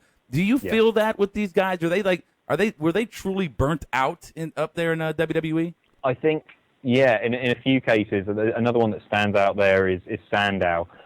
Sandow and Alberto El Patron, the two guys that, in my opinion, and I think in the opinion of a lot of fans, were tremendously misused and not able to really show off their true potential. So when Alberto came to the ring and said, I'm not a sports entertainer, I'm a mother effing wrestler, it felt sincere. And, the match that he put on afterwards was incredible. It seemed real to us. And yeah, I think we believed every word, the fans believed every word. And I think that's because it was true. All right. We're really trying to space our questions out to not get caught up in the lag, but I want to tell you, off of what you just said, from my question, I want to thank you personally as a pro wrestling fan at its fullest, because we watch WWE mainly because it's the big dog. If you don't review it, you don't get the traction. People don't listen. So you really got to. But to see these guys and watch them kind of almost in misery in WWE, and you knew they were. You could see it in their character. And to see you guys giving them that creative freedom, I mean, I want to say thank you on behalf of them and other wrestling fans. Thank you for giving them another platform where they can truly be the character design that they want to be. So that's really cool of you. Well, and I thank you, and thank you for watching. Yeah, no, I just wanted to build off of that. Just one of the other things, too, having Cody Rhodes being on that show, I mean, he kind of fits the mold as to one of the guys that, was in the WWE system and kind of wanted a little bit more outside of that. And I'm sure that you're just excited as we are to have him on one of your shows. I can't quite explain just how excited we all are. Refuse to Lose, he's going to square off against Doug Williams, who is, a British wrestling veteran, like one of the greatest. It's going to be a great match. He's also going to be at our loaded tapings the next night, and he's going to be down in Manchester for us. I can't explain how much of a pleasure it's been to deal with Cody. He's a guy who has helped us tremendously in promoting the events on social media and using his reach there. And yeah, just such a pleasure to deal with. He's a man. Speaking of being excited about something, I noticed on your card for Refuse to Lose, which again, by the way, is it's October the 6th, 2:30 p.m. Eastern time here in the States. But you have an announce team that I think should receive an award, and we give a lot of criticism to the announce teams on WWE, where we got some really good ones, some really old kind of stale ones, but you got Jim Ross and Jim Cornette, and I don't know if you can find a better tandem of announcers. So can you just give us kind of an overview of what it's been like to work with those two gentlemen collectively? Both incredible. You know, they have been doing their pre-production. They've been doing their research on our product. It certainly seems like it's more than a paycheck for those two guys. To get Jim Ross and Jim Cornette together for the first time, and I think over 15 years, is absolutely massive. They're being joined by WCPW's own Alex Shane. Who else could? Right. What better team could call the card? You know, we're incredibly honored to have both of those guys on and joining us. So with those two guys, I know they have a rich history of being involved heavily in major creative through promotions throughout their careers. Are they doing Are they having a creative input on your product, or are they simply there for the announcing job? They're here to do announcing, but that isn't to say that creatively backstage, we'll certainly be listening to everything they say. They're two veterans. They are two people who know more about wrestling than almost anyone on the planet. Right. So yeah, we certainly look to learn an awful lot from those two guys. I'm completely jealous. That would be a great sounding board to have in the background. One other thing that I have to ask, the other Adam, you have him in a match, in a street fight to be exact, where he is going to be fired from the promotion. How is that going to work? You're going to fly solo once he's gone? Because he's up against some tough odds there. He's only going to be fired if he doesn't win. You know, well, I'm saying he's got a tough road ahead of him. He has got a tough road ahead of him, but you know, we've seen on Loaded that Adam Blompier has been training, and I have every faith that horse mouth wanker will give it his absolute all. Yeah, well, I love British swearing or British. It's so awesome. Adam, you got to make sure that you put some kind of montage music together to show that training online or something like that. Absolutely, and we'll play that at his funeral, I'm sure. I was wondering if you could, and I got a few more kind of detailed questions, and we want to have a little fun with you before we let you go. Sure. But so Kurt Angle, obviously here in America, American hero, as you put it. Kurt Angle is well known here. We all respect him. We look forward to his return to WWE to kind of finish out his career. We hope his return. We hope. I hope so. Yeah. But here in the States, and we're wanting to get the U.S. listeners excited about your event here. Can you tell us a little bit more about your local hero, Joe Hendry? I believe that's how you say. Can you just give us some real meat and potatoes on this guy? Absolutely. I mean, Joe Hendry's the kind of guy that you do have to see him. He's possibly the most charismatic man on the planet after myself. He is a trained amateur wrestler who's soon to compete at the Commonwealth Games. He's a fantastically gifted technical wrestler in the ring. He does these custom entrances that the crowd are so unbelievably behind him, and it's huge for him to be facing someone who I know is his hero, Kurt Angle. Would you describe him as a similar style as Kurt? I mean, we always classify these wrestlers as strikers or grapplers, submission specialists, etc. How would the styles mesh versus Kurt? Very, very similar. Very similar. I think we're going to see a lot of technical-based stuff. I think we're going to see a lot of submission-based stuff, chain wrestling. But you'll have to tune in to find out. Very well. All right. Well, hi, Adam. It's Steve again. I was curious. I don't know how much you can divulge, but what's Bret the Hitman Hart's role in the upcoming pay-per-view? I cannot divulge a thing about Bret's role in the thing. In the States, we call that pleading the fifth. Yeah, I'm sorry. He will be on the show, and I'm sure to be as generic and cliche as possible, he will make a huge impact. Okay. One of the things that I'm curious about is how do you handle, like you said, your wrestlers, your indie guys that are coming up. Obviously, you're going to be bringing in these bigger names, but how do you feel about these guys that want to go, that started with you, that want to go elsewhere? Because I know back when I was training, one of the trainers he just wanted us to stay, he wanted us to stay put, don't wrestle anywhere else. But obviously, looking back, that's obviously you want to get your name out there as best as possible. So how do you, obviously you want to promote your own guys, but how do you work with them? I think the great thing about WCPW is that we have been able to make stars out of guys who have been doing it for a long time. We're able to give them exposure that perhaps they wouldn't have been able to find elsewhere. And now we're hearing that fans are going to other UK indie shows to see guys like Joseph Connors, El Ligero, Joe Hendry, to a lesser extent Martin Kirby. And to be able to support the British wrestling scene in that way, I think we're very proud of. Okay, Adam, going back to the WhatCulture, the the YouTube channel in particular. King Ross has always been entertaining. I always find him hilarious. How did you meet him? King Ross. He's been a staff writer now for almost 2 years, I think, at WhatCulture. That it was decided that he would make the transition to video, and he was just unnaturally brilliant at it. And now we all have to watch every little thing that we do, because if we do anything wrong, King Ross will make us a WTF moment, humiliate us in front of 250,000 people every week. Love it. All right, Screw the guy. So I got one more question, and we want to have a little fun with you. And my question is about, and I started with how you guys got into the promoting game, what kind of brought you to the maturation to it. But now I'm kind of curious on the long run, on the end game. What is your goal? I know you do your local shows in Newcastle, which, by the way, I love the production. I think it's fabulous, and it fits that venue and that crowd. And I think UK fans are second to none. Thank you. Yeah, they are. They're the most vocal, insane fans that you will ever experience. And I think that's got a lot to do with your football. I can't say soccer. Definitely. But I'm kind of curious. I know you guys do some stuff in London, I understand, and obviously Newcastle. But are you striving to be a heavy competition for WWE in the European market, or are you trying to stay kind of in this indie feel? What's your end game here?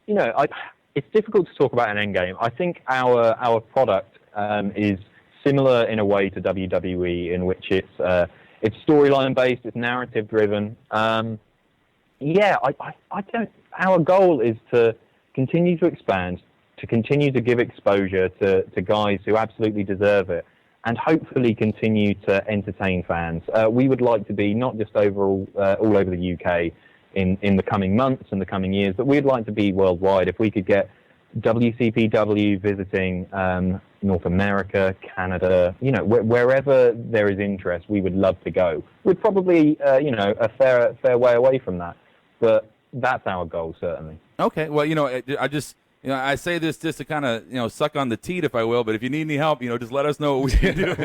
Oh, thank you. No, I might take you up on that. All right. Our British accents aren't great, but we can try. So here, we want to do a couple fun things with you, then we're going to let you go. The last thing is going to be kind of a surprise. I don't want to ruin it. But we're doing a thing, and we're pre-taping this in the afternoon. Our show is going to air tonight after Monday Night Raw, and we've been doing a hashtag marked out top 5 campaign where we're getting all of our listeners to give us their top 5, not favorites, but in their opinion, best wrestlers all time. We're putting them in a little algorithm, and we're coming up with a top 5 list. So I'm curious, Mr. Adam, what is your top 5? And start at 5 for me, and give me your top 5 not favorite, but greatest wrestlers. Yeah, we're really putting you on the spot. Greatest wrestler. You are putting me on the spot here. You know what? 2 of these are going to be guys that are appearing at Refuse to Lose, available on WhatCulture Extra. I'd have to put Kurt Angle at number 5. I think he's incredible. He's an incredible entertainer, as well as one of the best in the ring ever. An incredibly funny wrestler.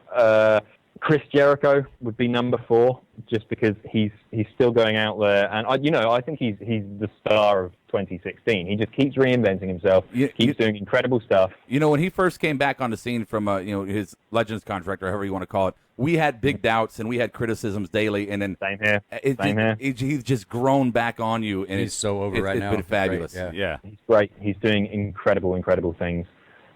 Number 3. This is hard. Greatest of all time, Randy Savage. Oh, very good. Randy Savage. I grew up watching him. He was always one of my favorites growing up as a kid. With Randy Savage, I'm sorry to interrupt. With Randy, was it the heel or the face? What was your favorite, edition of him? Where it was when I was growing up, it was certainly him as a face. Okay. I just thought, he's such a charismatic guy, and often put on the match of the night, and one of the best talkers, just so fun to watch. Oh yeah, when him and Vince were talking, when they were calling matches together, it was gold every time. Incredible chemistry with Vince. Very, very truly missed is Randy Savage. Number 2, just because is he one of the greatest? He's my favorite wrestler of all time, so I should probably put him at number 1, but I don't know if you could call him the great. I'm gonna go with him at number 2. Is Mick Foley. I think as far as emotional connection with fans goes, wow, yeah. Not many have been able to achieve what Foley did. And, you know, he was a very good, solid in-ring competitor, but most importantly, he was really able to tell stories in the ring. Yeah. Last week, he kind of had us almost feeling bad for him when he got chewed out by Stephanie. We definitely connected, so that's a great point. Yeah, totally. You know, I'm not the biggest fan of what they're doing with him at the moment, but when he does get in the ring, he can still cut a hell of a promo and make fans care about what's happening. Yeah. That's what's really important. I've never had Foley broken down to me like that. Just an emotional character, and he connects. As I look back on it, yeah, I've always had just a deep emotion for any character he's ever played. Absolutely. Totally. And number one is on our show. Another guy I grew up watching, absolutely love, and it's Bret Hart. You know, he's just one of the best in the ring. He's incredible, isn't he? I cannot wait. I've never met the guy before, and to be able to work with him, have him on our show is going to be a tremendous honor. Are you going to mark out with him? I'm not going to say I'm going to mark out. I'm going to internally mark out. Externally, he is professional. Well, here's a thought, though. You know, people always talk about meeting their heroes or somebody they admire greatly. Like, what do you think? One of the first things you're going to want to ask him, just for your own personal desire, was the Montreal Screwjob work? No, I'm not. I'm joking. Wow. Just open up with a bomb. Yeah, exactly. I'm sure he's really keen to talk about that. No, I don't know. I haven't even thought about this. Normally, like, cause I've travelled up with a few of the guys we've had on our shows, some of the bigger names, and like I try not to think about what I'm going to ask, because conversation so far has flowed very naturally. Right. So hopefully it'll be the same way. I think I'll just shake his hand and just I don't know. I really don't know. Fair enough. So we wanted to finish up the interview, and again, Adam, thank you so much. I know you've been doing the podcast. Really appreciate it. You've been doing the circuit. Thank you for having me. Yeah, and we know you've been doing the circuit for the last week. We've seen your late night tweets a lot nicer than Trump's. Way nicer. But we've been seeing you've been busting your ass here lately, promoting this product, and we really appreciate you taking the time to jump on with us and our audience. And I think Steve had something fun he wanted to do to kind of finish out our time with you. So, Steve, I'm going to take it. Just one last thing. I know you guys have done, you do the Shag, Marry, Kill at the end of your shows. And I hope you haven't done this one already. But I thought it might be interesting pertaining to the WWE roster. So my Shag, Marry, Kill is actually The Shield. Roman Reigns, Dean Ambrose, and Seth Rollins. You know what? That is tough, actually. Right. Okay, I'm going to go. Kill Roman Reigns. Yes. Will crucify me if I do not kill Roman Reigns. I quite like the guy, actually, but he's no Dean Ambrose and he's no Seth. I am going to marry Seth Rollins because he's going to be doing it for ages. He's just the best right now. I've got Blompier in the background right now. He's sat working at his desk and he's making faces at me and being a complete tool as he always is. I would marry Seth, and I would shag Dean Ambrose to get closer to Renee Young. There you go. Great answer. I wondered if you were going to go there, because that's why I would pick Dean, just to get closer to her. Well done, sir. Well done. Adams think alike. So thank you for having me. Cheers. Yeah. So real quick, Adam, I just want to say we really appreciate having you. Your event October the 6th is Refuse to Lose. Great card, which I'm sure we're going to cover over and over on our show. Just to reiterate to our fans, Fight TV, $14.99, or sign up for WhatCulture Extra, WhatCulture.com Extra for just $6.99 a month with all the extra content. From WhatCulture, ladies and gentlemen, once again, Mr. Adam Pacitti. Damn it, why did I say Pacitti? I always fuck names up. You screwed it up at the end. Thank you, Adam. All right, thanks, Adam. All right, so there you go. Okay, guys. All right, cheers. Thanks, Adam. There you go. There's our interview with Adam Pacitti from WhatCulture. So we hope you enjoyed that. I know Mr. Me was not a fan of the interview. Mr. Me, hey, look. This is a big deal for us, so we'll just be happy. We're glad you love the show, and you think we're fun and insightful.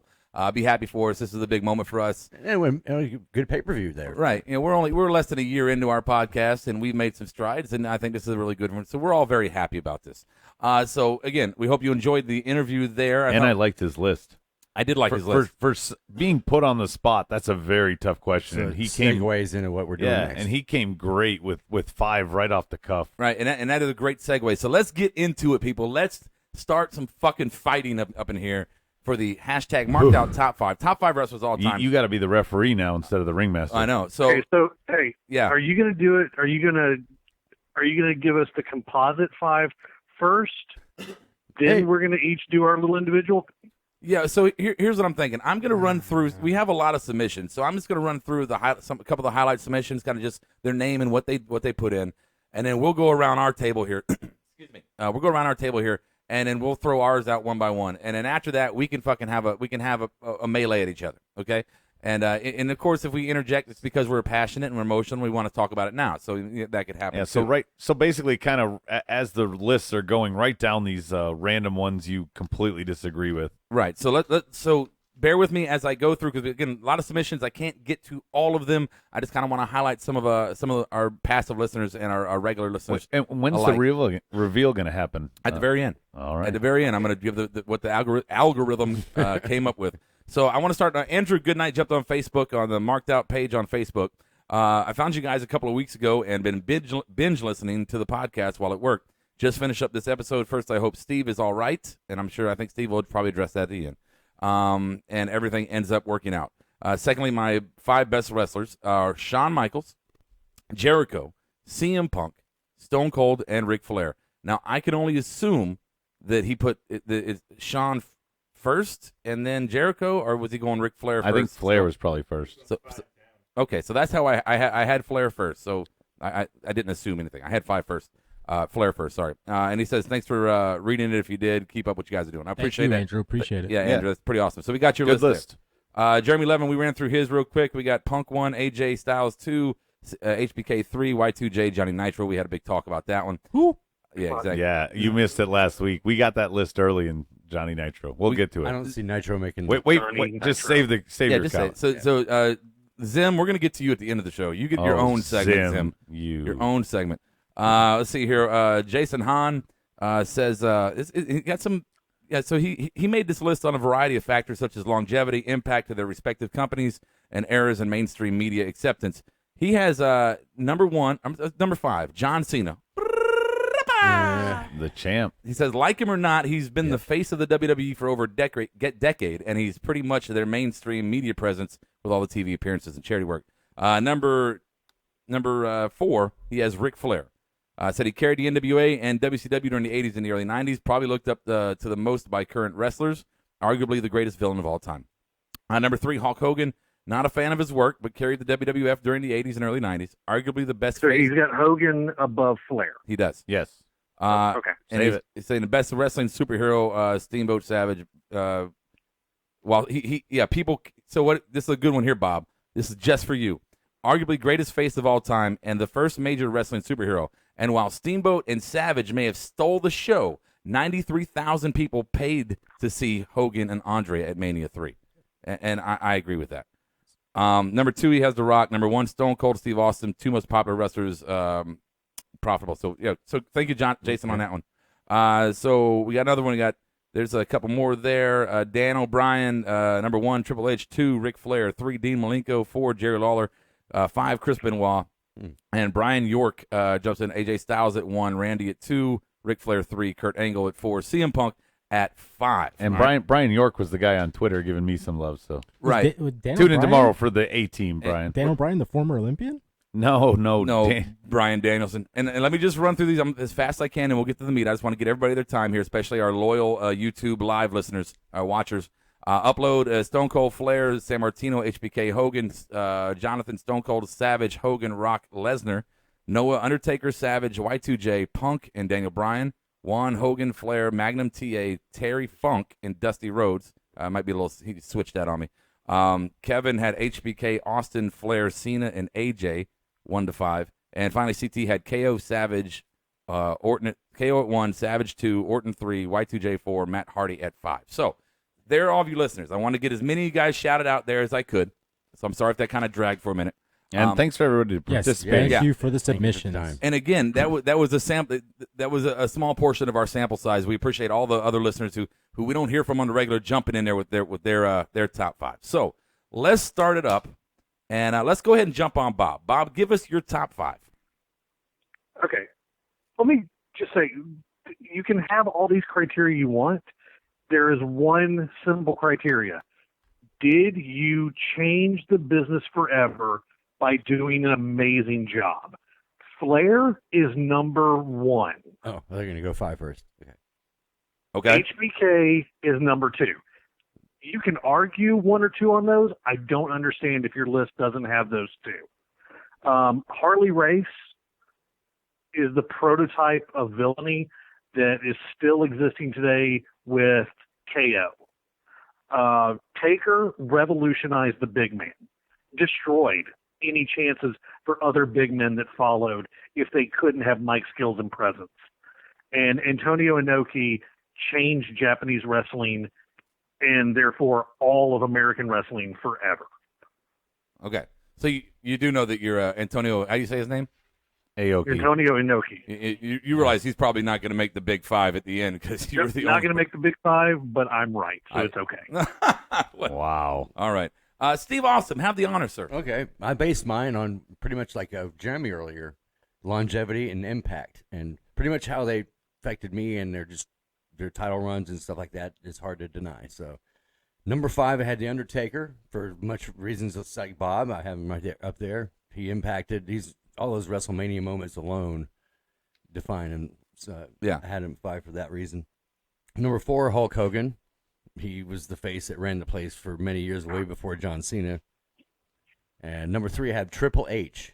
He's a multi-time title holder. He's still kind of in the scenes of running the show now. Number 2, I have Stone Cold Steve Austin. Impacted in many ways the WWE. And your namesake. Number 1, the Nature Boy, Ric Flair. Woo! The best heel of all time. Okay, there's Stevie's. Let's run through Medin's. Let's do them a little quicker, and we can argue about them afterwards. Medin, top 5. All right, 5, Flair, the heel of heels. 4, Sting for his constant reinvention throughout his career. 3, Taker for his consistency as a character and his in-ring dominance. Number 2, Triple H, the number of factions he was involved in, started from the bottom, now he's developing NXT. Number 1, Stone Cold for his impact on the mainstream and what he did for Joe Sixpack watching WWE. There you go. All right, well done, Medin. Brian, what you got? Top 5. All right, here we go. So there we go. Yeah. Yeah, thank you. Sorry. Yeah, I figured. Yeah, I heard it, but I didn't want to don't stop care it. You about were on your a roll. opinion. You were on a roll. Yeah, my bad. Number 5, I had Jerry Lynn, the consummate professional. I had number 4, Kurt Angle. I mean, his resume speaks for itself. Crossover athlete, Olympian. I mean, even going further, I mean, his character that he brought too. Number 3, Bryan Danielson, and I say that because not to take away what he did from WWE, but I really, really appreciate his indie work. As a top 5, really? Oh yeah, absolutely. Okay. All right. Number 2, Ric Flair. I think we all can some of us at least can agree that he'd be on our list for obvious reasons. And number 1, Stone Cold Steve Austin. I mean, talk about bringing a whole new revolution to the business. Attitude Era. I mean, he goes hand in hand with it. All right, let's go, Adam. Mine is the one I'm probably going to get picked on. CM Punk at number 5. I have him there because his name is still chanted for a reason. He got over with everybody. Yeah, he might not have been the media darling that Cena was, but in my opinion, I kind of ranked, championship reigns, impact all over the place.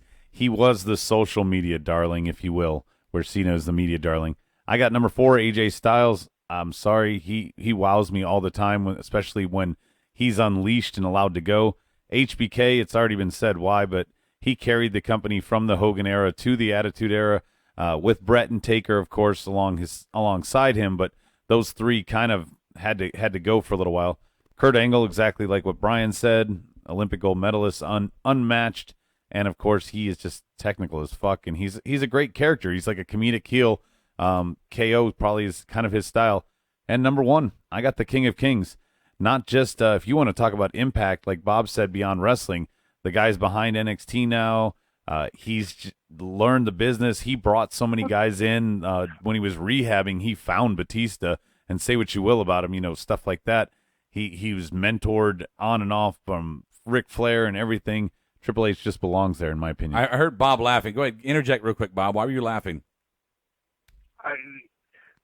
We'll get into the fucking how Triple H doesn't belong anywhere near the list later. Okay. Oh, all right. Wow. You know that Batista wasn't even supposed to be in Evolution. It was supposed to be Sean O'Hare. He didn't find Batista. Batista was a fill-in.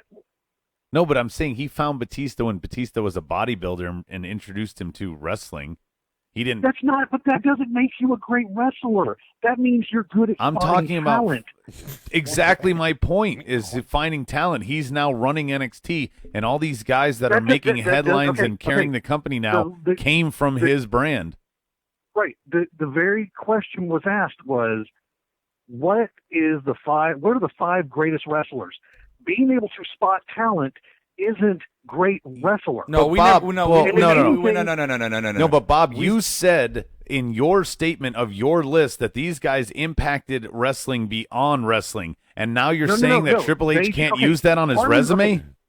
If you want to know why Triple H doesn't belong on the list, it's because Harley Race. He is a direct copy of everything Harley Race was. Okay, maybe technically, you said in your list that these are guys that did something and transcended the company and changed wrestling in some way.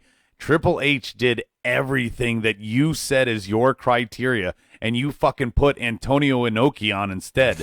That's why you don't want to argue with Triple H. Antonio Inoki is one of the greatest wrestlers ever. Okay, not arguing that he was a great wrestler. I'm arguing that he has no business sniffing the top 5. I think the disconnect here, Bob, is that we're looking for body of work here. Yes, in-ring wrestlers is a topic all by itself. You guys, in the ring is fine. But Triple H has the greatest everything: a ring general, technical, promos, characters. The most influential wrestlers. No, but that's no. I'm not. Body, you're right. It was not. That was not the question. But in your argument for your list, you said it factored in. Okay, and now you're saying Triple H doesn't belong there. Let me do my list. He doesn't belong on the list because he's a copy of fucking Harley Race. 14 time. That's all I gotta say. Let me do my fucking list, you two babies. So here I start with and after I do my list, we jump right the fuck into it. I'll throw some names off the out of all the selections. So you're gonna tell us ones that aren't in the top 5, like eliminate them. Yeah, we can talk. Well, I'll give you all names. We can just fucking go to town on them. Okay, that's what I'm saying. So number 5 for me, Stone Cold Steve, Stone Cold, and for the reason of, if anything, the greatest storyteller in the ring. In a match, he told stories better than anybody could. And I got to tell you, I mean, I struggled with my last 2. I had honorables, Sting, Foley, Y2J. You're pulling a Kiera. I'm just talking about my mindset here. Okay, I'll just go through it. Fuck it. You're a dick. Number 4 for me, Randy Savage. Randy Savage was just in the ring. He was boss. Out of the ring, he was boss. His character was boss. His look was boss. Randy Savage, you can't deny. Announce table, he was boss. Yeah, he was just boss, right? Number 3, I go Triple H. 14-time champion. Goddamn right. He did change the industry. Now he's doing it now. DX was a big part, and he was more influential in the creation of DX than Shawn Michaels was. He's the fucking game. And DX brought the firepower to WCW. And in the ring, literally, yeah. And in the ring, I mean, yeah, Triple H might have a somewhat limited moveset, but he still gets it done in the ring. And he's a great sell. He tells a good story. He's an impact player. Great striker. Yeah, I never took him as limited in the ring. I think he just sticks to what he's good at. And you know what? And you want to talk about all these people who say, "Well, you were a part-timer." That motherfucker has been there since the beginning. Well, and he is still running hard. And he's up there with Stone Cold in terms of telling a story in the ring. Oh, I completely agree. Yeah. So let's see. Number 3 on my list, that's Triple H. Number 2 on my list, as a child, my hero as a child. He just absolutely was. Going. The red and gold, baby. I mean, Hulk Hogan. I mean, number 2, greatest face, in my opinion, of all time. Greatest face of all time, in my opinion. And greatest heel turn of all time, in my humble opinion. Easily. So, I mean, Can't argue with that. Argue with that. In the ring, he was a big, lumpy, he just did his... sack of shit. he wasn't a great wrestler. He had a Roman moveset. Right, but in the aspect of the cartoon era of the 80s, he told a story within that era. I'm going to Hulk out and I'm going to beat the bad villain. I mean, he was the best at beating the villain. He really fucking was. You think Slaughter, when he was all Iraq on it during the first Desert Storm, Hogan was the one that came in. We had to go to the Real American. I'm just saying. Great. He was even Mr. America. Even the match he lost against Warrior. You can't deny that the Hogan Warrior match wasn't a Hall of Fame style match. Well, and he was putting someone over. It was a big deal. It was a big deal. So Hogan's my number 2. And number one, and I think you probably already know, debuted in 1971.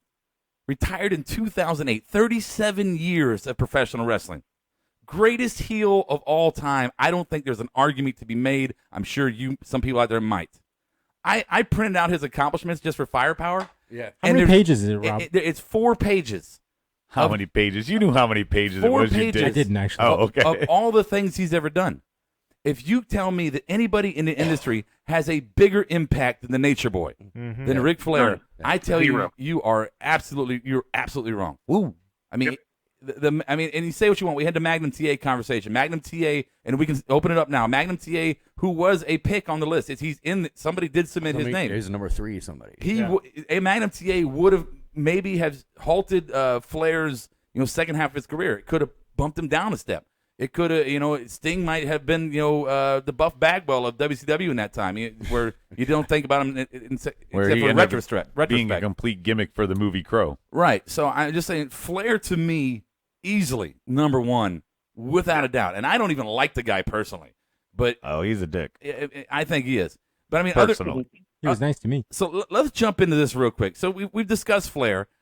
Does anyone have a legitimate argument on Flair why he should not be one or somewhere near? He should be in every top 5. He was my first for draft me. pick when we did the draft here, fantasy draft. You son of a bitch. Isn't he everyone's top 5 here sitting down? No, except for me. But I mean, he belongs there. But you acknowledge the fact. Yeah, he belongs there. So you're saying you're number 1. Adam, he wasn't on your top 5? No, he did not make my list. He didn't make your top 5? He did not make How my did he top not make your top 5? Please fucking explain this to me. And I knew I was going to get attacked for not having Flair up here, and it's quite simply because I never saw an episode of WCW Nitro ever in my life live. I always saw them on replays, so I never got any of that Flair. I'm from New York, so I never saw him in the Southwest, East, his region, his territory.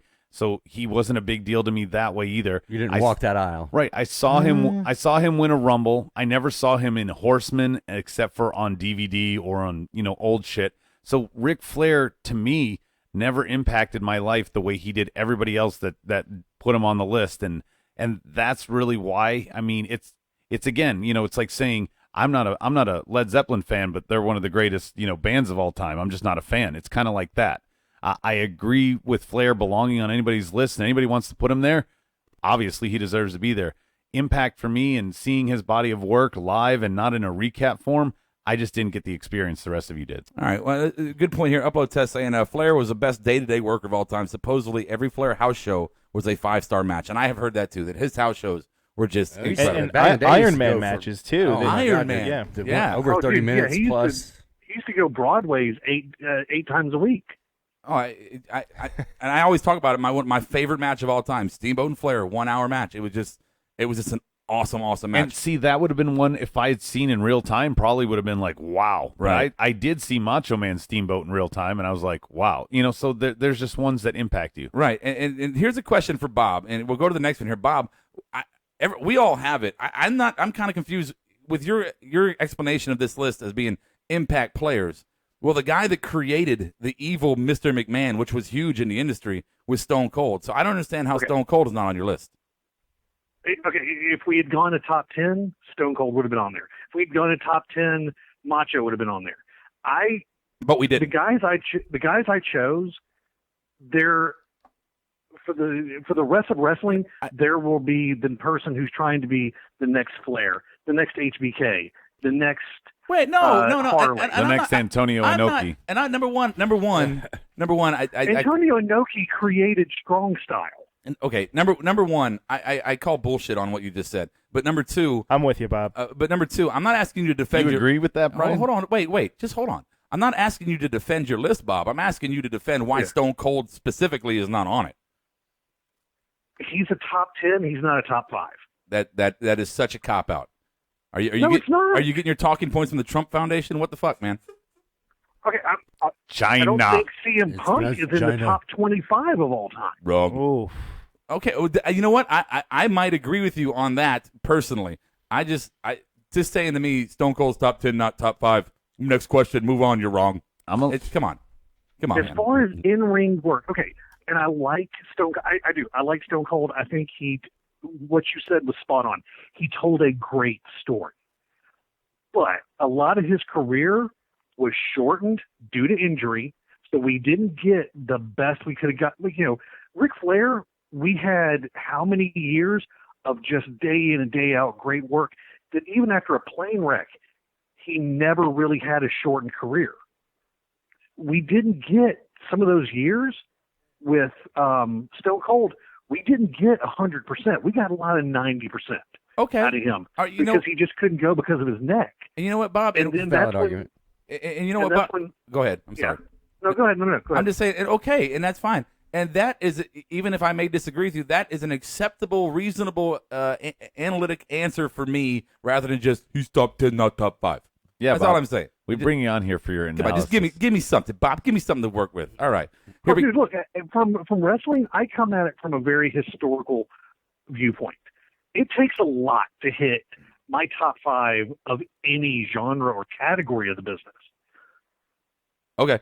Sorry. One of the things I kind of cited when we were hearing these lists, the lack of hearing Taker's name, that kind of shocked me that he's not on more lists. You know what? We didn't hear very much Sting. He's on mine. I had both of those guys. I had Taker on my list, and then I took him off. And as I thought about more, why, Rob? As I thought more into it, with Taker, and I know you guys are going to jump down my fucking throat on this, both out there in podcast land and in the studio. But to me, and I love Taker. I do. I'm really trying to defend this before I say it. I love Taker, but to me, he's a gimmick that got over as fuck. He's a gimmick that got over his fuck. I'm on your side. Yeah. Definitely, I'm on your side, Rob. And so he never dropped it. I mean, he did the American Badass, and that got over. Yeah, but he already had the body of work before that. He was established. What's that, Bob?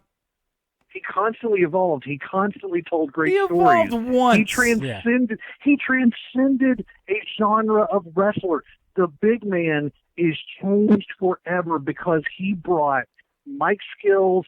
Mike he brought skills. The ability to fly. Mike skills. Paul Bearer talked for him most of the time. Back in the day, yeah. I mean, even when he was American Badass and he talked, the only reason people listen because he's the Undertaker. Yeah. Not necessarily because he had anything. He cut one good promo about his yard. The industry, you got to rank him up there. Yeah, and he was injured a lot during his career. Look, I like Taker. I'm a fucking fan. I'd put him in my top 10, not my top 5. Top 10, okay, yeah, top 10, not top 5. So now it's okay thing to say. All right, fuck y'all. Good point, Bob. I'm just saying. To me, it's a gimmick that got over as fuck. And that's not a bad thing. Yeah. It sold tickets. I honestly think that we pretty much agree with you here, instead of jumping down your throat. Because I'm with you on that one, too. Can we turn a little bit of attention to Brian and his fucking Jerry Lynn? Why? What? I mean, I ignore that shit. Okay, here's my one comment. Yeah, he could Jerry, bleed a lot. Jerry Lynn shows up on everyone's best of DVD because he makes him look really good in a match, but he himself can't do anything outside of the ropes. He's kind of like Dolph Ziggler a little bit, I feel. You know, he shows up on those best ofs, but he doesn't really get his own best of. Yeah, but he's an old school guy, and he definitely got. This is worse than drafting Funk in the 4th round because there were all these other people taken. He was kind of he was the veteran, he was the gatekeeper essentially of a lot of the high flyers, and he kind of bridged the gap. The gatekeeper. You left HBK off the list for Jerry Lynn. You left top 10. Yes, HBK would be there. Here we go. HBK would be there, but you know what? It wasn't top 5, so it's Did you not just know that Brian and Bob are gonna have some random fucking? I had to put him on there. I knew Bob would because he would have some like actual defense for his pick, but I didn't think Brian would pick somebody so inconsequential, I guess you could say. Yeah, I don't think so much though. We're still talking about. I don't think you've ever seen his body of work. We do have to mention Kiera's not here. I bet she would have been the only one with The Rock. Did The Rock show up at all? Yeah, in one of the emails. She had HBK 1, Rock 2, Stone Cold 3, Eddie Guerrero number 4, and Kurt Angle number 5. Sounds like a favorite list. With Kiera it is, but well, I'm going to Eddie could be argued in up there. I don't know about top 5. I'm going to argue Kiera's legitimacy at the end of the show.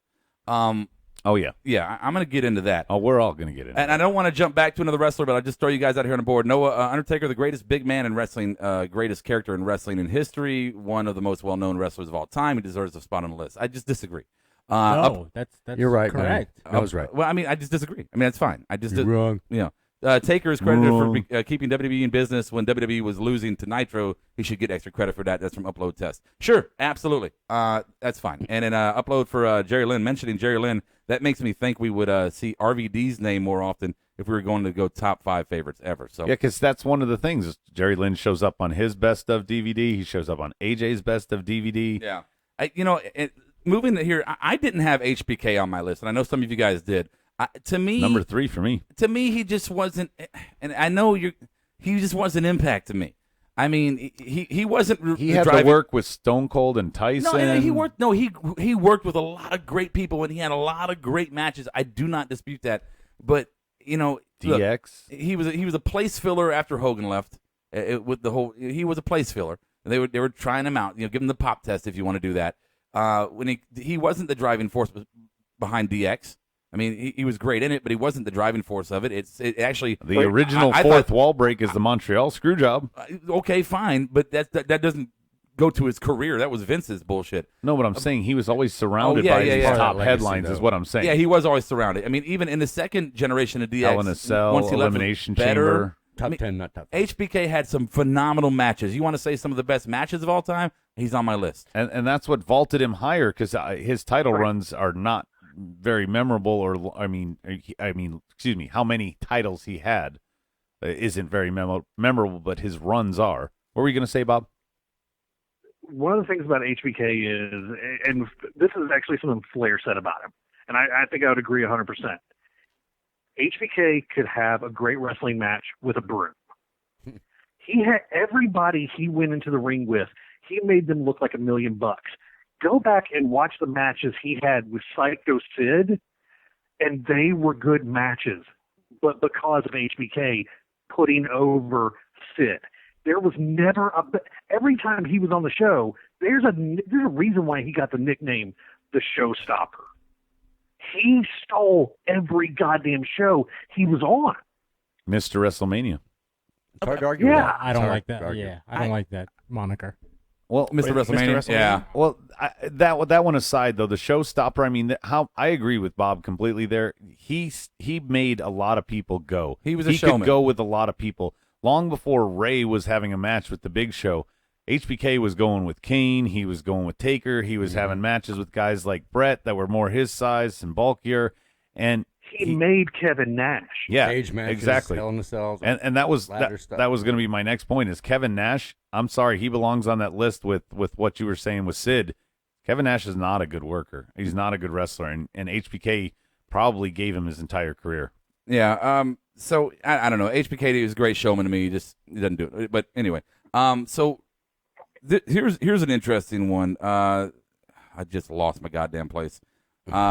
Good one. So a couple Bob. notables that didn't really make higher scores than I thought they would. Okay.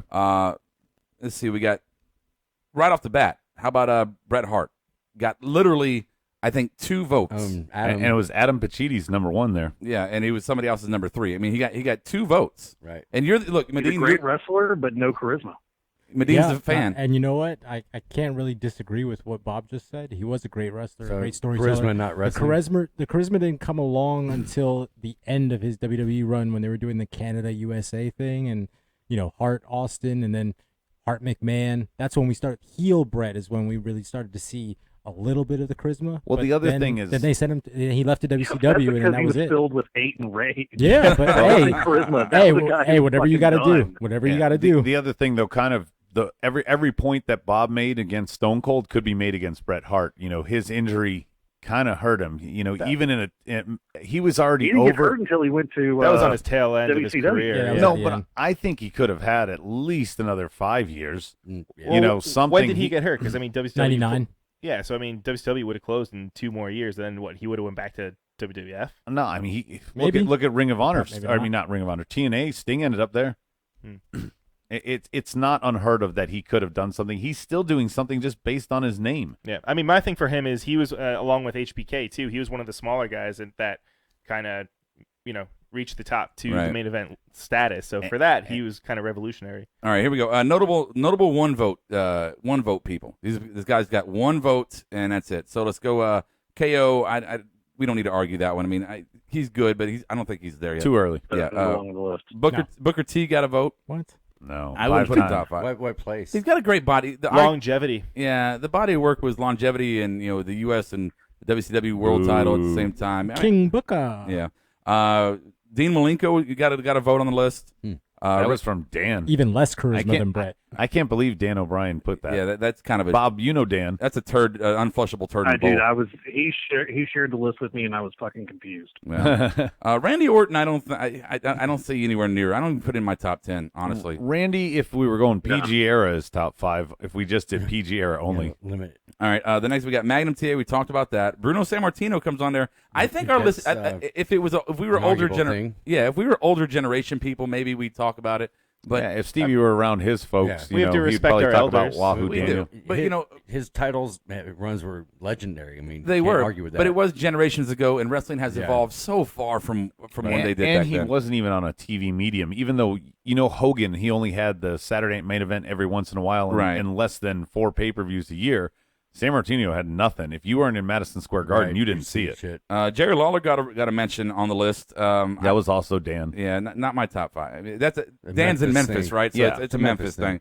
And as another Memphis guy, I would have put him in my top 25, but I thought top 5 is a little high. Way too high. So Juan's got Terry Funk. Top Brian 5. Yes, I mean, Juan. I Terry love Funk's in my Juan. top 10. Dude, Juan is somehow, I think, kissing Brian's ass or something.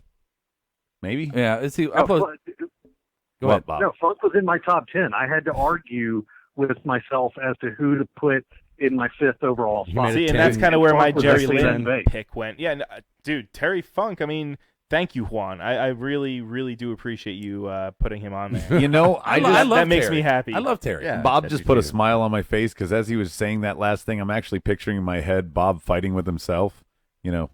To put that on there, I don't know why. Bob on Bob. Upload test. Biggest omission is Funk and Sammartino being the only wrestlers mentioned who wrestled in the 1960s or earlier. Pretty sure there was at least one top 5 wrestler from the 1900 and 1970. You're right. Oh yeah, yeah. There are 70 years of wrestling that we're not talking about, obviously. Oh yeah, Augustus VII back in the Greco-Roman days, he was a killer. Billy Graham. Superstar Billy Graham. Course. We could Nature do Boy Buddy Rogers. Yeah, I mean there's so many to pick from, but we want to stay within the last 40 years of an era, especially changing the business. Those guys made the business, if you will. Right. So George. Jonathan, when people think wrestling, who do they think first, Hogan or Vince? Hogan. I would say Hogan. Hogan easily, but he's a creation of Vince. So we had Roddy Piper, which I love Roddy, but he never really got over. Never really had a major impact. He was a good villain. He was a good character. Oh, his big impact was Piper's Pit. What, Bob? The argument can be made that nobody ever paid to see Hogan win. They paid to see Piper lose. Okay, sure, that's fair. I'll give you that. I just don't think it puts him in the top 5. Great storyteller, the way he interacted with the crowd in the middle of the ring. Again, if we're adjusting a list, if it's top 5 villains or heels of all time, Piper's definitely in the conversation in the top 3, I believe. So Piper's on there. Sting got one mention. I struggled. I almost put Sting. I think you did, didn't you, Medina? Yes, Sting's number 4 on my list. Yeah, I struggle with that one. Body work is huge, but looking at impact is huge. I think impact is huge. It's top 10 This worthy guy, for sure. guys, he was the face against NWO. Sting went almost a year and a half without saying a word. And the pop was incredible every single time on Monday Night. Yeah, no doubt. He did not speak. I don't think that alone puts him in the conversation. No, but I'm saying that's the reinvention from going from California that's like spiky one of the hair resume pieces to disappearing for a while. I remember when Kara gives the top award away to a guy that didn't have a match and didn't speak. It's like that. Right. No, I remember great matches with Wyndham and Luger. Great Muda. Flair. I mean, Great Muda. His series of Great Muda I thought was fucking awesome. I agree. But I mean, yeah, he has battled the giants, and he made it through an entire career. Sting, it deserves to be a top 5 name. He was bumped. It's all it is. It's just bumped, basically. So sorry about that, Sting. Scott Hall had 2 mentions. Ayo. Yeah. Ayo. How does that happen? Ayo, mom, I'm gay. How does what happen? Scott Hall. I'm gonna go be gay. How does Scott Hall? How does he end up in top 5 twice? Dude, how did Antonio Inoki end up once? Right. Chris Benoit's on there, so we'll pass that one. Dusty's on the list. Dusty was great, but he his second half of his career really was not in ring. You know, it was, though, here's the thing about Dusty and Sting. promos. Sting was the face against NWO. Dusty was the face against Four Horsemen, but it didn't really necessarily make them great. Yeah, Dusty found his niche in behind the scenes in booking, and I think he focused more on that. Maybe his career would have been better if he raised his kids. Right. Well, he doesn't win half of his matches if he's not booking. Wow. Or at least Dustin. Somebody had Lesnar on their list. I just can't get. No. I don't think Lesnar wants to be on any of our lists. Wait, wasn't that Zim? We're going to address him later. Yeah, somebody put Charlotte Flair. Fuck off. Charlotte? Come on, man. Paige? Didn't Paige show up on John? Right. Mick Foley and John Cena had 2 picks. Two One of votes. them by I Adam agree with Pacitti. the Foley one. In fact, I thought I had him on my list, and then I looked at it later on. No, tonight. but you put Jerry Lynn, you jackass. No, actually, Mick Foley was one of the ones I was juggling with. It was Sting, Stone Cold, and Foley. It was You and I seemed the most affected by Adam Pacitti's comment, but when he was talking about Foley being his number 2 because of the emotional connection, I never really thought about it that way, but it's so true. Oh yeah, every time. That's probably why everybody switched the channel when he won the title. Yeah, wanted to see the Rudy carry or whatever at the end. I would agree with the characters, Mankind and Mick Foley. Dude Love.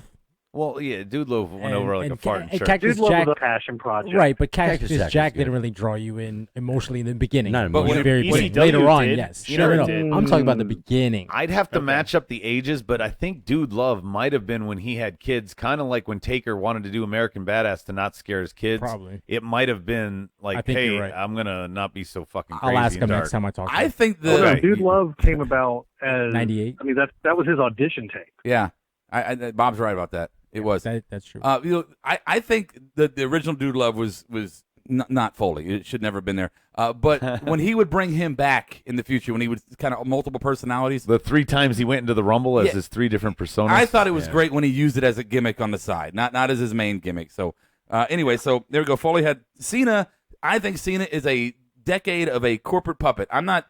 Look, if you like Cena, you like Cena. Fine. He's not horrible in the ring. I guess he's not. He's good on the mic. If you go He the is. most popular wrestler of all time across all media platforms, Getting an he's argument. going to be number 1. Yeah. But if you talk can't deny about that. everything else, But couldn't you say like on screen he kind of benefits almost like what we said like Undertaker? he's like, gonna just get kind of 16. benefit from the the character that he was given. But Cena was a product. Yeah. Cena was a product of his early environment. There was everybody There's a lot was of transition Everybody back was then. leaving when he came in. They needed somebody to fill the space, and they're like, okay, we'll go with this kid. And I'm not saying he didn't earn everything he's got by now, but I'm saying if you look at the other people you can choose on this list, it was opportunity. yeah, their body work. They worked to get over.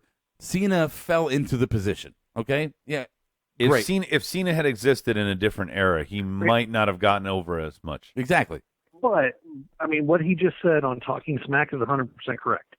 He was willing to do anything that was asked of him to get that role. I mean, the Hogan role, everybody wants to give shit to Hogan, and John Cena is in that Hogan role.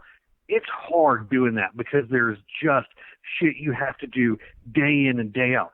Like, people, these guys bitch about being on the road 300 days a year. The Hogan role, the John Cena role, is a 365 job. Well, and the other thing, Bob, is the other company man in that sense that did anything they asked was Undertaker, but nobody was wanting Undertaker on Good Morning America, stuff like that. So he didn't have that, even though he would go out and do whatever Vince told him. Nobody wanted his presence outside of WWE. Yeah. I mean, congratulations to Cena for all the success. He has worked his ass off. He's not a horrible person. Congratulations to getting Nikki. But, bottom line is he did not work 30, 40 years And all to the create other a legacy and then trim you and got get along over. the way. Shut up, Adam. But it's the same reason why I don't. But the same things that we're saying about Cena is the same reason why I don't put Hogan in a top 5. Yeah. Okay, fine. So let's hit these other ones real fast so we can get the reveal out. We're running a little long. So Daniel Bryan had 4 votes. Fuck that. Come on. No, not all time. That shocks me. Not all time. That shocks me. No, Brian. Or Daniel Bryanson. Or Brian Danielson, whatever. Yeah, look, good wrestler, sure, and he's not all time. Come on, man. But he kind of Brian had him as number broke 3. the ice. Yeah, he was up there, man. I mean, almost like how CM Punk, he was one of the indie guys that came over to WWE and made a name for himself. Right. And everyone acknowledging what he's done in the past. Okay, there's your point. Y2J had 5 votes. I don't think there's an argument there. Shit titles out the ass, personality. AJ Styles made that vote. Obviously, you got to be a longtime fan of AJ Styles, TNA, et cetera, to put on there. But from what I've seen so far, I'm down with it. Kurt Angle. But isn't he just another indie darling, though? I mean, he's another Daniel Bryan, another CM Punk, another. He's more than that. One of these guys he almost single-handedly gave TNA their trump card in the X division. Like, he was the guy that was the face that ran the X division, if you will, and he became the face that ran the place, just like his promo said, against Cena. That whole era, he came close to making TNA relevant. If they hadn't brought in all the geriatric has-beens, I think TNA might have been on the cusp of actually competing. Yeah. I can't argue against that. Okay, so we got the last two we'll talk about, and then we'll move forward because I don't think everybody else is kind of self-explanatory. So we got Kurt Angle and CM Punk had some votes in there. So Adam, jump on this. How many did Kurt have? Kurt had 1, 2, 3, 4, 5, 6, and Punk had 5. So Punk, I can see where Punk didn't ever bring ratings and stuff like that, but I really believe that he was the Cena equivalent on the social media. His Twitter pops, his things like that. Yes, there was some fourth wall breaks with the Edge Matt Hardy thing, but CM Punk really deserved, especially being the longest reigning champion in the modern era, I think he deserved more love than that. And who was the other one you said, Rob? CM Punk.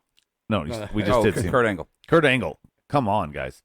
Kurt Angle, if easily, I think he could have sniffed up near 16 if he hadn't have gone to TNA and if he hadn't have had the neck injuries and stuff like that. I know he had them he wrestled with a broken neck in the gold medal match, so he had them coming in, but how do you not put Kurt Angle more? I'm surprised he didn't show up more. I mean, right before he left WWE, Ric Flair said, "You have the potential to be the greatest of all time." Said it in the ring.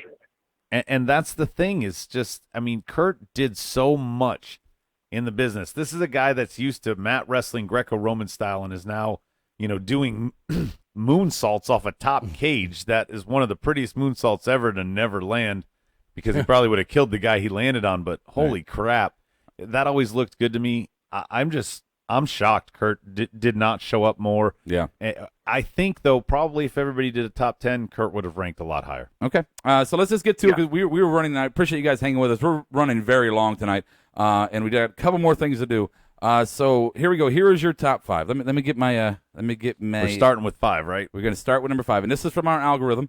So this is not my opinion. This is not Adam's opinion. This is a collective opinion of the Marked Out universe. Which we thank you. Right. So number 5. Number 5 is the immortal Hulk Hogan. Hulk Hogan came in at number 5. He deserves to be there. He does. I'm okay with it. I would take him higher, but that's okay. Number 4.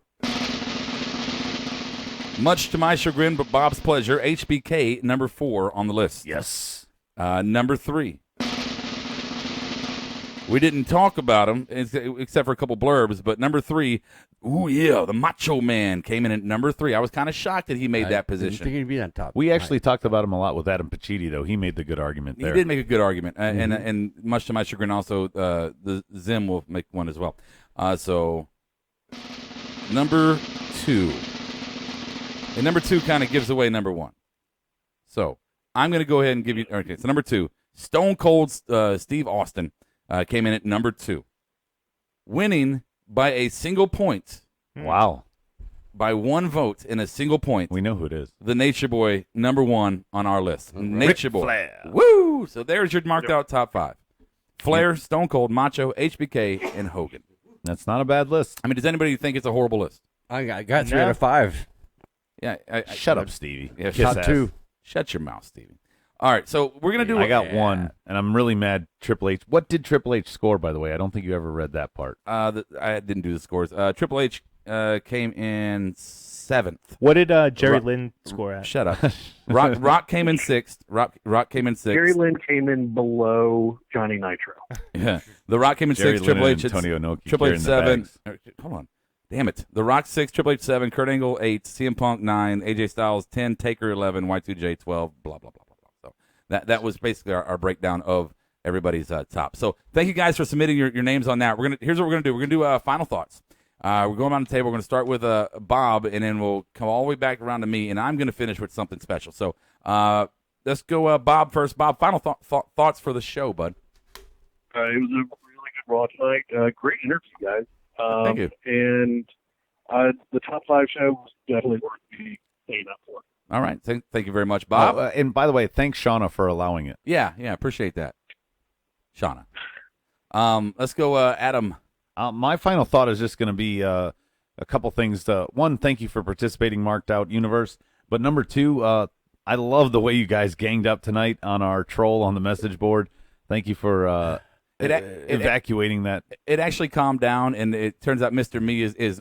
I thought at first it was a troll, but as I watched more, he was actually very complimentary of us. He was like, "I love the show, good insight, good fun." So, Mr. Me, good to see you. I'm sorry that the guys on the chat board tore you up, but you kind of deserved it for a minute. When you come in hot with Roman stuff. Yeah, right. All right, let's go, Brian. See, normally I would have been on a Monday night to protect you, Mr. B, but I had to be on air tonight. No, you had to. Brian.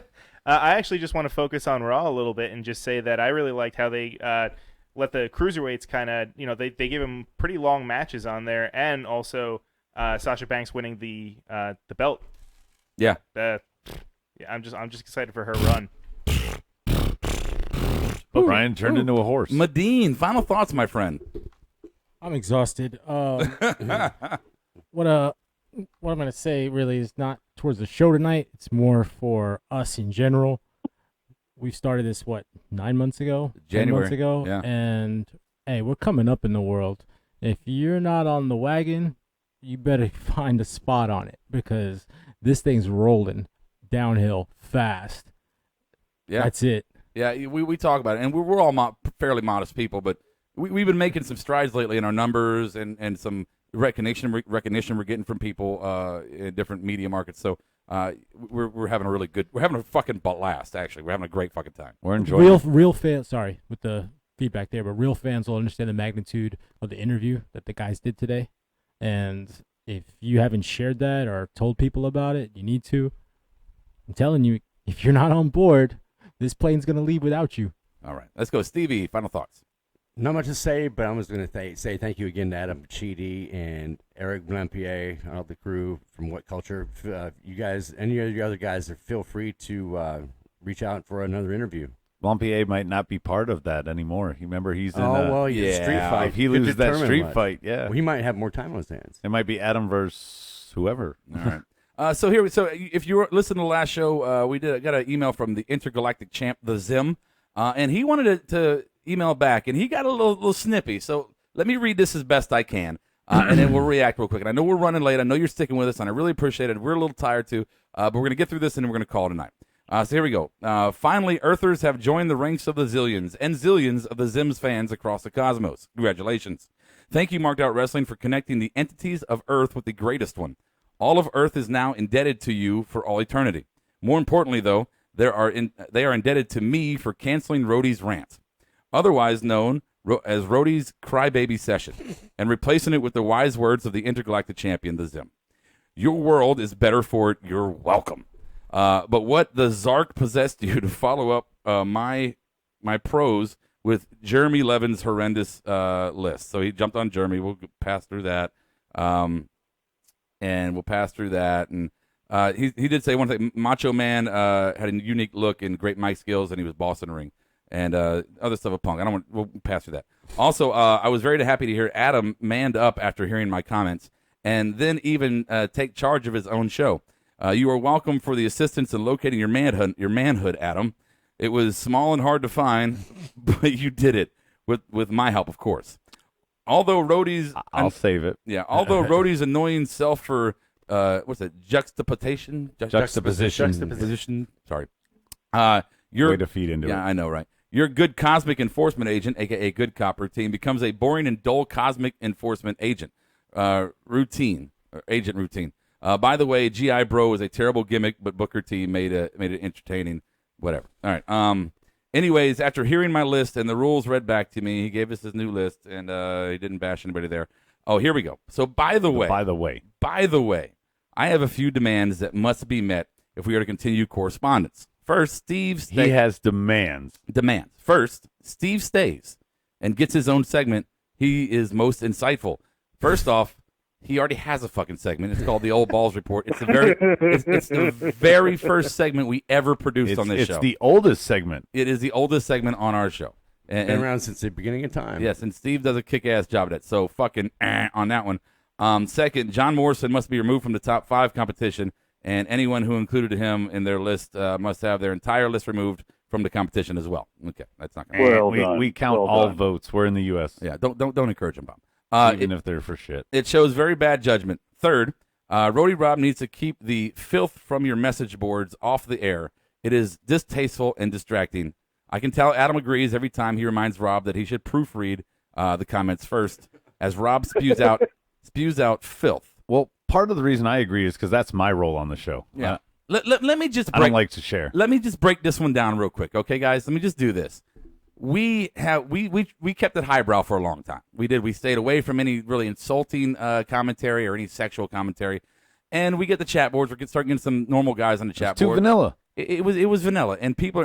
I see other shows where they're just all straight up pussy and I'm gonna stick my hand up in her twat and all kinds of crazy fucking shit. Wow. And yeah, we've dipped in a little bit of sexism and that we've gotten kind of sexual with it here and there. We've had some fun with it. Stevie changed the rating, but we always follow it up with we have much respect for these women. We're just having the gift of men gap. Okay, so locker room talk. Yeah, it's just locker room talk, and I'm sorry if on your planet of pussyhood they don't do that. So don't get angry. I'm just digging back at you, bud. Just digging back at you. Fourth, Adam needs a personality injection or co-host. So, is he taking it? I don't know if that's a dig on me, dig on Brian and Kier, or dig on the whole thing. Yeah. But yeah, I don't know about the personality injection. I'm probably too much. Yes. Fifth, the quiet guy needs a segment too. Also, he's very insightful. I think that's Brian. I think that's Brian. Oh, well, thank you. Well, here's the other thing. We've been trying to get Brian a segment for a long time, and Brian, fuck you. You dropped the ball. I'm calling you out. Right. Well, we've offered him a segment. We have a segment for him, and we were going to debut it on SmackDown last week. We were going to do it last week, but they only had 3 fucking matches. Well, and we're going to do one tomorrow. Yeah. So Brian has a segment coming up. It's coming. To have more than 3 fucking matches. All right. So here's the one that tune into the A-Team tomorrow. Okay, here it is. Sixth, Kiera needs to study up. Does she actually watch wrestling, or is she just here to pander to the women? And if you're trying to get the women to listen, then you should start by muting Rob. He creeps women out. Okay. You poked both bears in one sentence. Okay, here's the fucking deal here. I'm going to break some kayfabe.